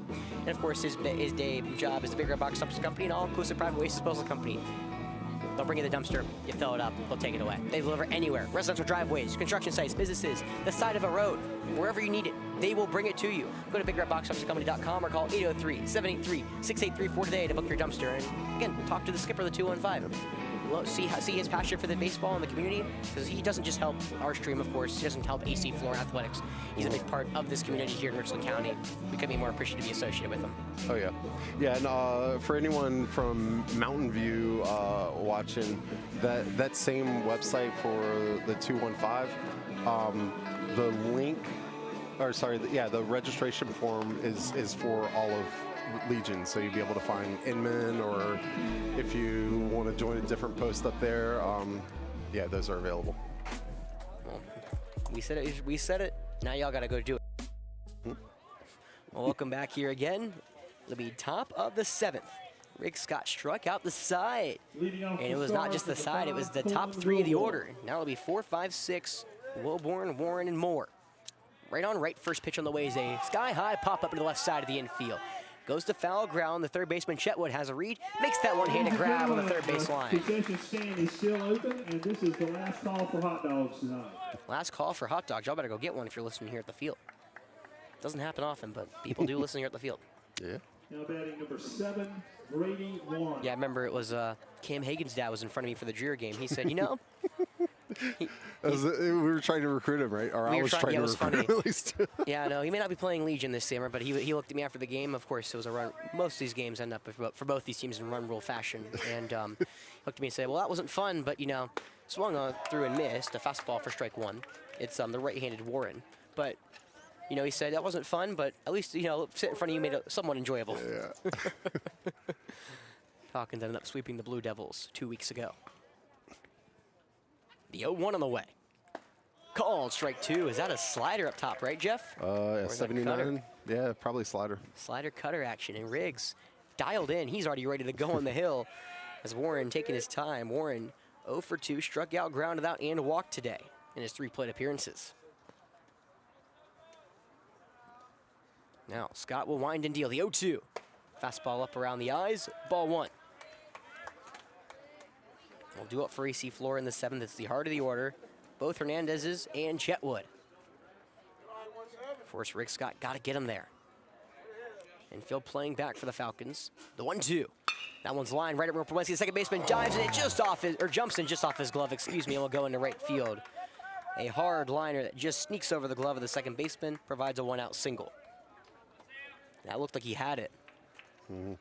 Up next, number 22, Sam Moore. So now Sam Moore will come up. He's walked twice and lined out to left field.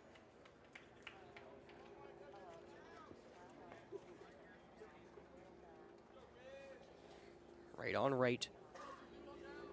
Runner on first. A very small lead over there for Warren. He's not getting too far off the bat. Now we'll creep over just a tad. As Scott fires home the first pitch. Curveball low, ball 1. Warren 10 stolen bags, but he's been thrown out twice. You haven't seen the star steal, and I think that's a lot of in part to what Dylan Hernandez did after the first base runner tried to. The 1-0. Fastball upstairs, ball 2. All the way back in the first, it was Meadrich, their stolen base leader, who tried to take a bag. Dylan Hernandez gunned him down. Since then, Mountain View Prep has not even attempted a stolen base tonight. Again, they averaged 6 per game. The 2-0. Swung through and missed. Changeup on the outside edge. It'll be 2 balls, 1 strike. 1 away now here at the top of the 7th. 4-4 ball game. Feels like it's been the longest this game has stayed tied, over an inning. It's been back and forth all evening. Warren, winning arm links the first. He doesn't go. The 2-1. Called strike 2. Fastball dots the inside part of the plate.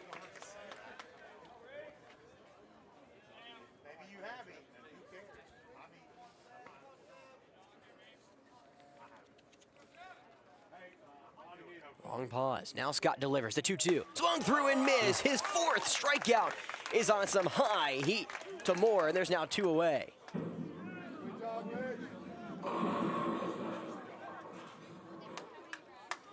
I mean, this is all you can ask for the sophomore right now. He'll now get Carson Ball, who's reached base 3 times, 2 walks and a single. He had the long RBI single off the center field wall back in his first inning. Or second inning, rather. The right-hander awaits the first pitch on the way. Cutter called strike 1. Top outer third of the zone. The pitchers just look good. Good movement on him. And he's not missing, you know, he's not like having wild misses. He's missing in good spots. Yeah, missing on the edge.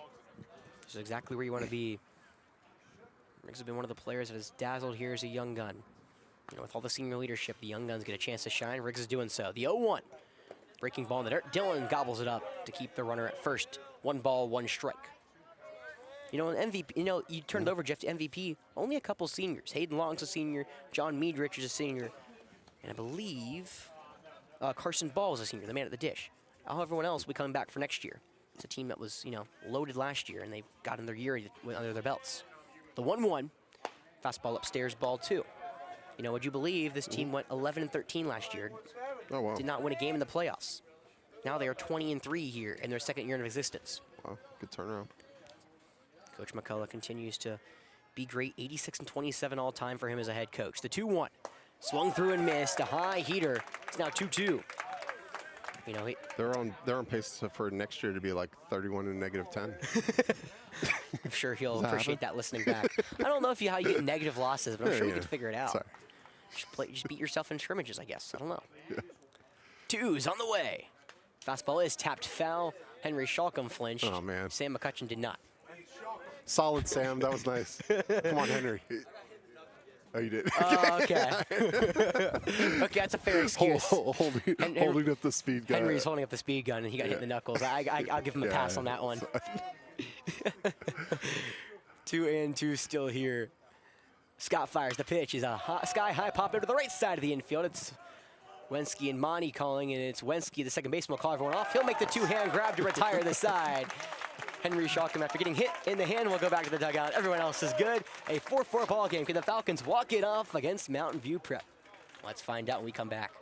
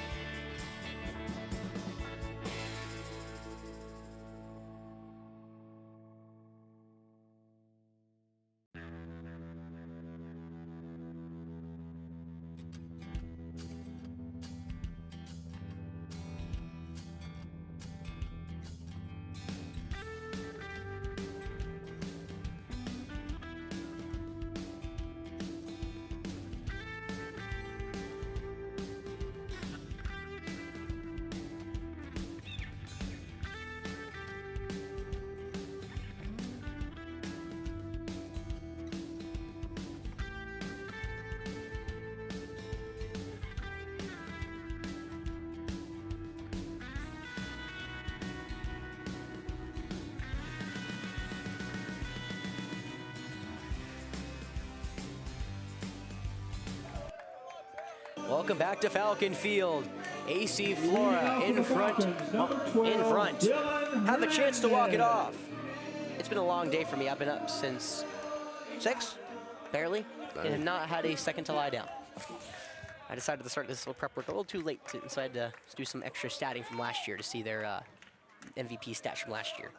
I don't use them a ton, but like for Midrich, who's now hitting almost 200 batting average points better than he was last year, it helps.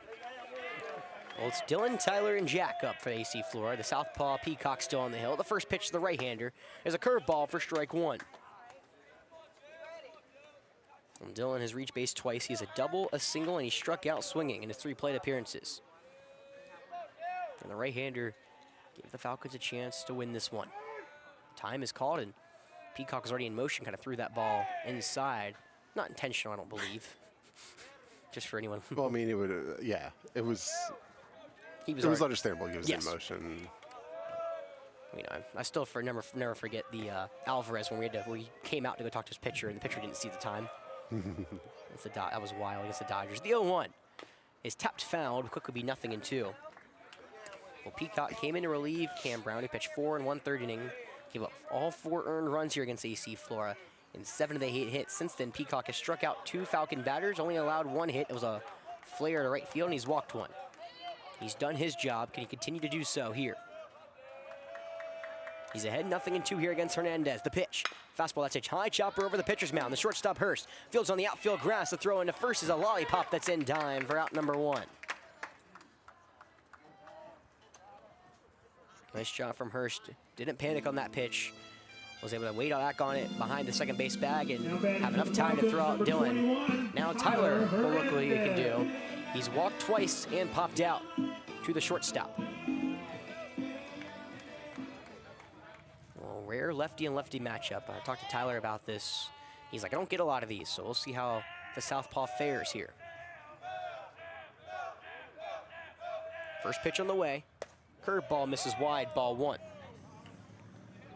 What's noted is with all the bunting AC Flora has done, the third baseman Warren playing almost on the infield grass, just near it. First baseman Moore is playing back. The 1-0. Curveball skips in for ball 2.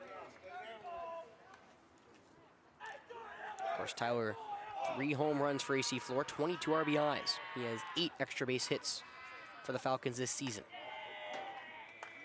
And the USC Aiken commit gets something going for AC Flora in the 7th. Are we going to 8? The 2-0. Fastball low and away, ball 3. And you've already seen tonight, Tyler in no rush to swing the bat. He's had 2 walks. Now he's ahead 3 balls and no strikes here in the bottom of the 7th. 4-4 ball game with 1 away. Can Peacock come on relief? Keep this game deadlocked. The 3-0. Fastball right down. No, low for ball 4. You see what I did it too, Jeff. Well, it has been consistent. Well, for the most part, they've not called a low strike except for one time. It'll be Tyler's 3rd walk of the game. And what's notable here, Jeff, is Tyler's not going to go out. Why is that? We already had a pitch runner for Tyler. If Tyler goes out, he cannot be subbed back in. So they're going to keep Tyler out there to run because if they sub him out, he cannot enter the game.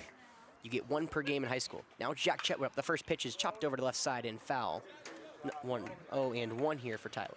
Yeah. I mean, I guess if Jack can get a hit, then, yeah, we might go ahead and do the sub. Yeah, so basically, when a pitch runner comes in for you, the starter can be subbed back in. The pitch runner cannot come back in.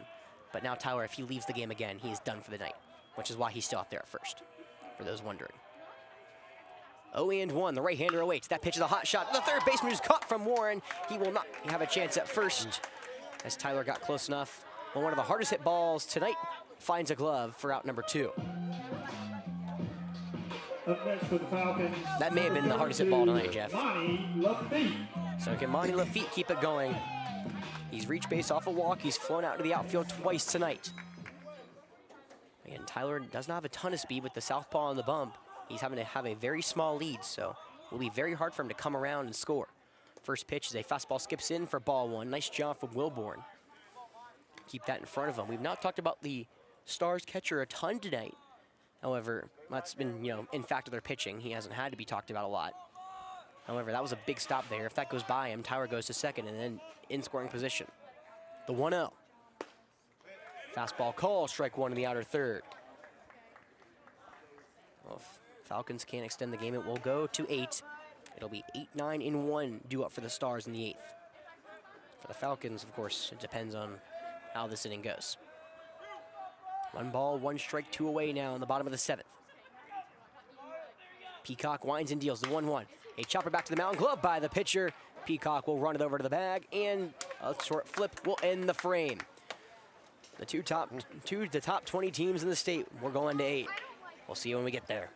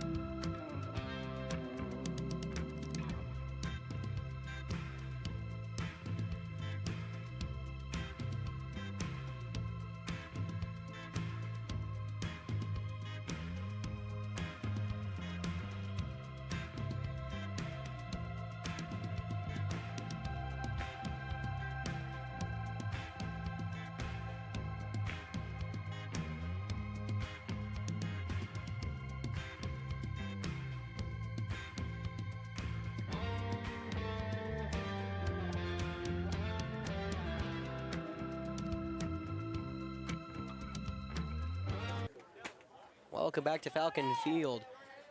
7 innings couldn't hold these two teams. We're playing 8. AC Flora and Mountain View Prep. A 4-4 ball game going to the 8th. This game's been back and forth all night. Rick Scott will return to the hill. It's 8-9-1. What's notable about that As the second time through the order starts when the top of the order hits back up. Of course, I talk about on this stream a ton how difficult that can be for a pitcher going through the order a second time. You know, after the first time, of course, you see the pitcher. Mm-hmm. You know, theoretically the pitcher stuff is unknown, especially at the high school level. You don't see a ton of film comparatively to the pros. So you're not exactly sure how much it breaks, how much it runs, all that stuff. Yeah. Now, you do. It means getting these 2 outs are very important for Riggs. It's Hayden Long. He's reached base on a fielder's choice. He's struck out and flown out tonight.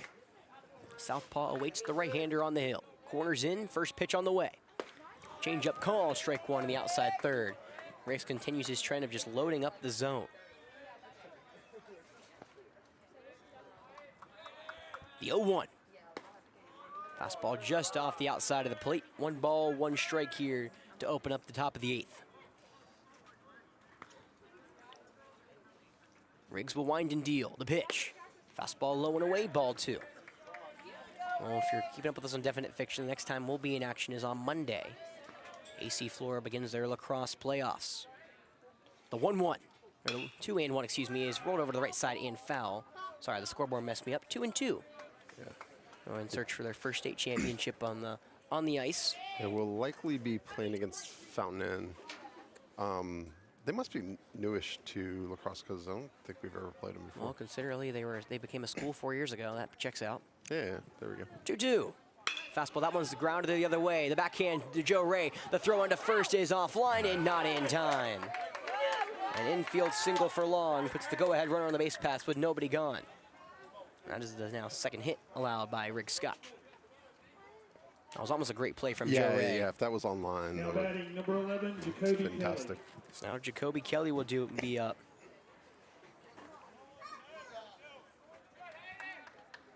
Can he keep it going for the Stars? He's reached on a fielder's choice and a single. Hayden Long at first, small lead. First pitch on the way to the southpaws, pumped into the air, right behind Dylan Hernandez, and he never saw it. Yeah, it was actually further back than I thought. It was not straight up, as Jeff Rose said. It was behind Dylan, which means he didn't see it. Henry could have caught that if the fence wasn't there. Just tell him next time to go and get that ball. It's banana ball, Jeff. We can catch that, right? We'll see if he tries to bunt yet again. He does not, or he does. That bunt down to the left side. That's a beautiful bunt. Going to be a tough play. It's Chet with the third baseman on the throw to first. Is in time. Just gets Kelly out, but the sacrifice bunt does work. That was probably one of the best placed bunts you'll ever see. Just trickled far enough away from Hernandez, the catcher, but Jack Chetwood made a spectacular play to get at least one out. Yeah, that was a perfect throw. Got it off quick. He called Dylan off just in time. Got the throw to first. But now it's the top of the order. Dylan McKee back up for the 5th time. He's yet to reach base. Can he hit in the clutch? Right on right. Second time of the order through for Riggs. First pitch on the way. Breaking ball called. Strike one. And McKee was now one of the 4 strikeout victims Riggs has accumulated this evening. He hits .269 with runners in scoring position. He's been unsuccessful in his one appearance tonight. The 0-1. Curveball called, strike 2. That one dips right down Broadway. Yeah, pretty pitch. So far, after he struck him out on the heater, it's been back-to-back breaking balls here to McKee. We'll see if Riggs goes back to it. That was the pitch that worked back in the first at-bat. To 0-2. Fastball upstairs, McKee holds off. Looked like he wanted to go around. But it will be 1 ball, 2 strikes, 1 away here in the top of the 8th. 4-4 ball game between MVP and AC Flora. Go-ahead runner on second for the Stars. On the way, the 1-2. Fastball wide, ball 2. Well, after McKee, it's the dangerous John Meadrich up. He's been the hardest out in the Stars lineup all season. If it gets that far, Davian Hurst awaits in the hole. The RBI leader for the Star squad. Can Riggs find a way out of this inning? He'll step off and look the runner back. A dive back attempt for Long, who almost out-dove the bag. These Falcons on the diamond, last team to play here for AC Flora. A crowd's gathered in that right field corner right behind the foul pole.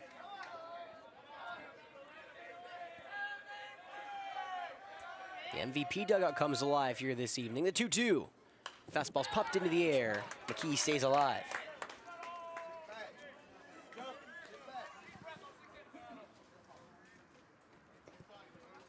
McKee has 12 RBIs in the season, 5 doubles.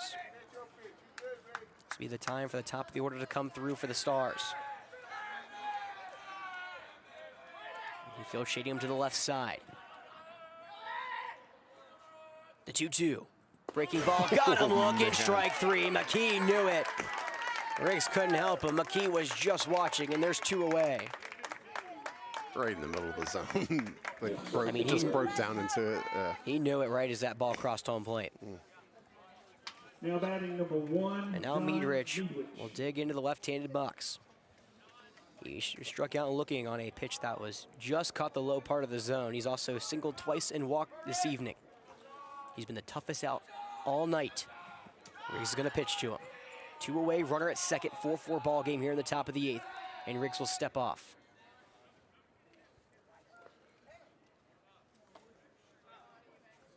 Of course, doesn't get any easier afterwards. Hurst, with 26 RBIs, their RBI leader for the Stars, awaits on deck. First pitch on the way. Change up wide, ball 1. Curious how dangerous you want to get with Meadrich.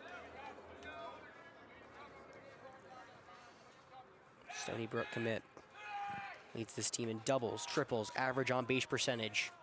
He's the dangerous one. 1 ball, no strikes. Riggs kicks and deals the pitch. Fastball just on top of the zone. It's ball 2. Back-to-back close takes for Meadrich. Can he deliver in the clutch here? A 400 batting average, runners in scoring position. The 2-0. Fastball called strike 2, or called strike 1, excuse me. Top half of the zone. That one just dips into the zone.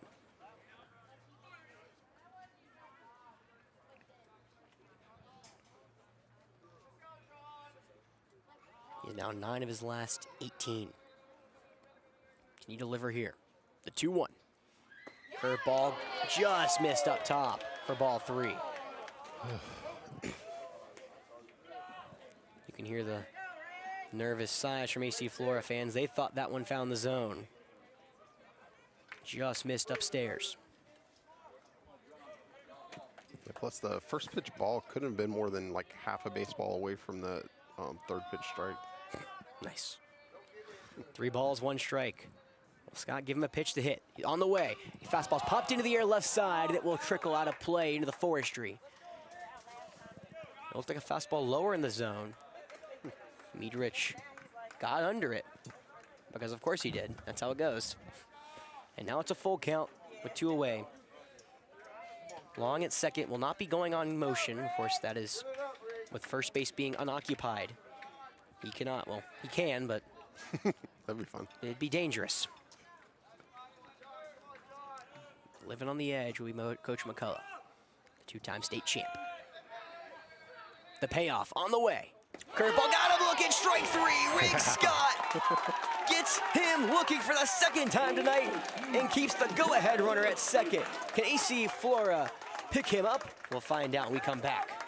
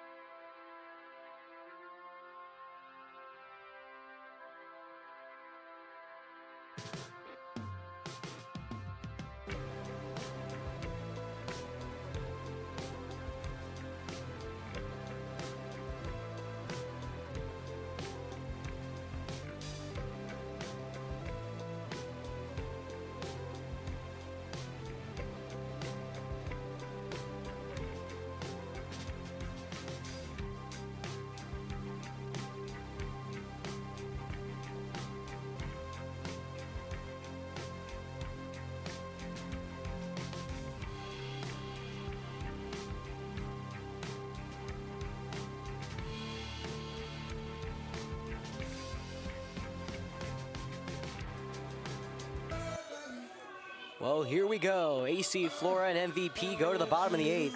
Riggs Scott has come on in relief and delivered for AC Flora, leaving the go-ahead runner stranded at second after a leadoff single for Long. Now the Falcons bring up the bottom of the order. It's Joe Ray, Rohan Bremer, and Logan Price up in this game.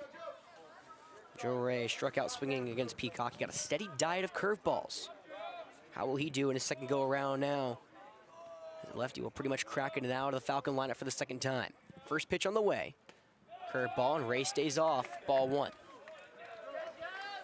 So why I say it's really now the first time is Monty kind of got Peacock a little bit as he was warming up. He walked and really didn't move the bat. So this is the first time AC Flora is really seeing him again, if that makes sense, at least in my mind.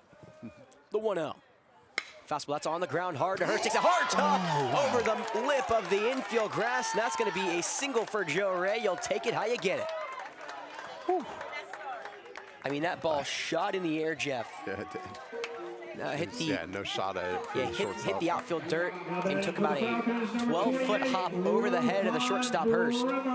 It's Joe Ray's first hit tonight, and now the winning run stands at first for the second straight inning. It'll be Rohan Bremer, who's 2 for 3. He has one of the only 2 hits against Peacock. He had a bloop single over to the right center field gap. He's also doubled and lined out today. Right-hander awaits. The first pitch curveball is rolled over to the left side. Peacock, the pitcher, cannot glove it. That ball trickles away from him. The third baseman Warren grabs it, but it has no play. It's going to be ruled as an error on the pitcher, and now the winning run is in scoring position. Wow. Well, Peacock, who made a similar play last inning, Jeff, where he gloved the ball out. That was a little off to his right. Got the glove on it, but he could not grab it. That ball trickles away, and there is no play to be made. And the same thing, if you remember last inning when I said about Tyler, Rohan cannot be subbed out because he cannot go back into the game. So Logan Price, the right-hander, he tried to bunt last time. He struck out on it. What will he do now? Peacock winds and deals the first pitch. Curveball stays wide, ball 1. It's just, I mean, it's tough to hit, tough to bunt a curveball. Yes, and that's what I think Coach Howard is. Yeah, just let him try to slap it away, you know. And we'll see. Can Logan Price delivered. 1 ball, no strikes, runners at first and second. The winning run at second. He shows bunt now, tries to bunt the curveball, and he misses for strike 1. I wouldn't hate Jeff if he shows bunt and then pulls it back and swings. But however, with how well Peacock is locating that curveball, it may be tricky. Yeah, get the infielders moving and then try to slap it. Yeah, we'll see what he can do. Shortstop Hurst playing behind the second base bag. Everyone else playing normally. 1-1. Curveball is tapped foul. Price gets a piece. It's 1-2. Of course, there's still nobody out in the bottom of the 8th, which means top of the order will come up pretty much no matter what. Yeah. Charlie Scott looms on deck. Yeah, the other thing with bunting is you don't want to pop it up if you bunt, and so especially with Charlie on deck. We've seen how that happens multiple times here on Definite Fiction. The 1-2. Fastball is popped into the air and foul to the right side. Peacock tries to throw the heater by Price, cannot get it by him though. He'll stay 1-2. We've seen a triple play off of a bunt. We saw a game end off of a bunt back in the Forest Acres Classic with the Miller School in Indian Land. Gotta put it down if you're gonna lay the bunt. 1 ball, 2 strikes. Price awaits. Peacock, couple glances, he'll fire home the 1-2. That's on the ground to the left side. Hurst on the backhand. Wolf glove it. The throw into third is in time. And that's out number 1. Having to hold up was Joe Ray. He would not want to get hit with the ball. And that split second, him having to hold up so he doesn't get out on the ground ball, allows him to get forced out at third. Nice play from Hurst, by the way. The backhand from the shortstop in the hole. Number 18, Charlie Scott. Well, can Charlie Scott be the hero? Another right-hander here for the southpaw. A little more speed now at first, but the second baseman, Rohan Bremer, does not have as much speed as Joe Ray does. And now Coach Howlett, the third base coach, will call time. Yes, 7-time state champion. This is Rohan. So Rohan Bremer is done for the night. You know, we talked about it, I believe, back in the 6th, Jeff, after Rohan, or the 7th. Barnes out there, maybe? I don't know. Who else do we have? I guess they're Riggs. Wait, Riggs. So that makes sense, though. It's the pitcher, so you can say in the game. Oh, because Rohan's DH? Yes. Ah, gotcha. That means just Riggs will have to hit for himself if he comes back up. Yeah, and that's fine too. And Riggs has a ton of speed as well. Yes, he does. A little more than Rohan does. Sorry, Rohan. It's all right. A lot of Riggs has a lot more speed than most kids. Correct. So speed on the base pass for AC Flora. Can Charlie Scott bring his brother home from second and win the game for the Falcons? First pitch to Charlie. Fastball up and away, ball 1. And give his brother the win, right? That would be nice, yeah. Help your brother out. Well, Charlie got a curveball into center field the last time around. Peacock very wary on that curveball. The first pitch was a heater up and away. It's ball 1, 1 away, 4-4 ball game. Falcons with the winning run at second. Peacock kicks and deals the 1-0. Curveball stays in tight. Ball 2. If it gets that far, Roper Wensky waits on deck. It's going to be hard to double up Charlie Scott. He's got a ton of speed as well as the 2 runners on the base pass, and Logan Price and Riggs Scott. The 2-0. Fastball called, strike 1 in the outer third. It's the lower part of the zone as well as Jeff Rose with the... Sure it did. Part of the... It was low, but it was also outside.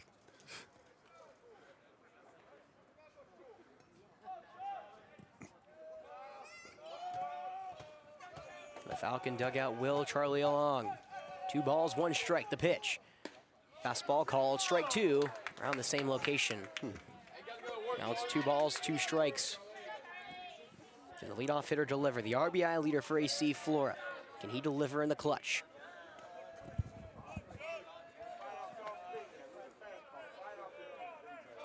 Puts his red and black bat above his shoulder. Peacock glancing around the diamond.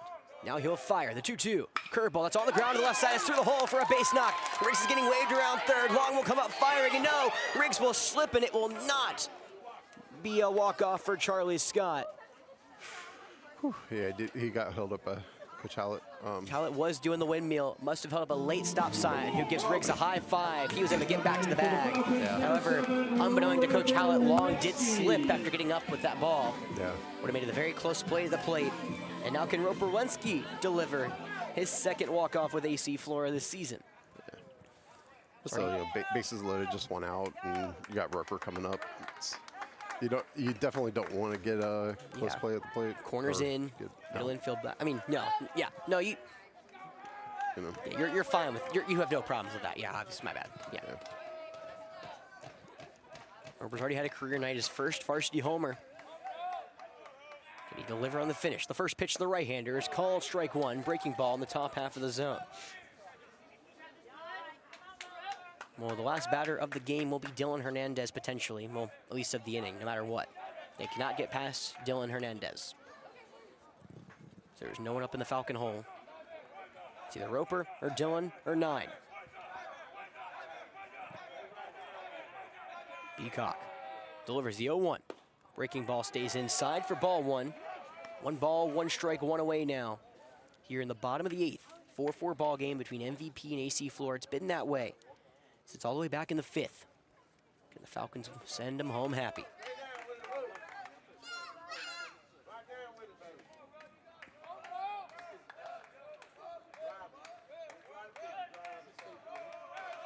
The 1-1.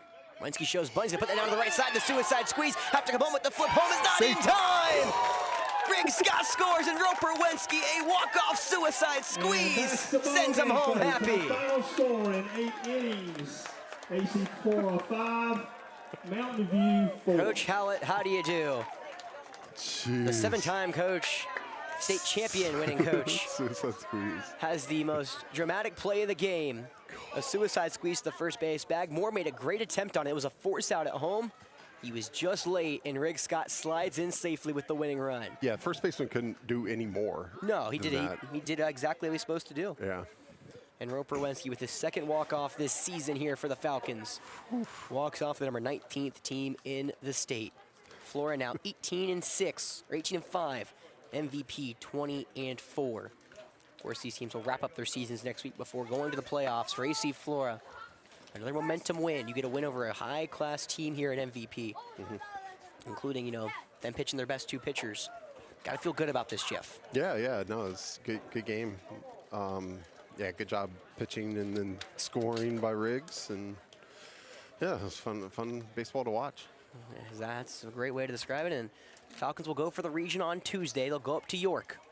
If they win that game, region secured. What am I doing on Tuesday? You thinking about making the trip, Jeff? Well, I mean, I don't know that I want to stream.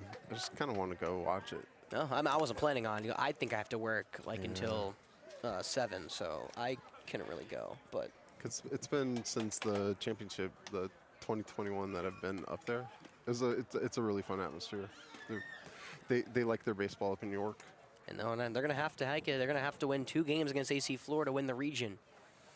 And All right. Well, that was fun. I mean, that was awesome. He couldn't ask for a better game. Back and forth all the way. Got high-class pitching, high-class hitting. Roper Wensky has a career night for him here at AC Flora. First home run, and he gets the walk-off single. So that's what's going to go down as. Awesome. All right, we'll see you guys on the ice on Monday. On the ice on Monday, yep, we will. All right. All right. You have the control. Oh, yeah, I do. Bye, guys.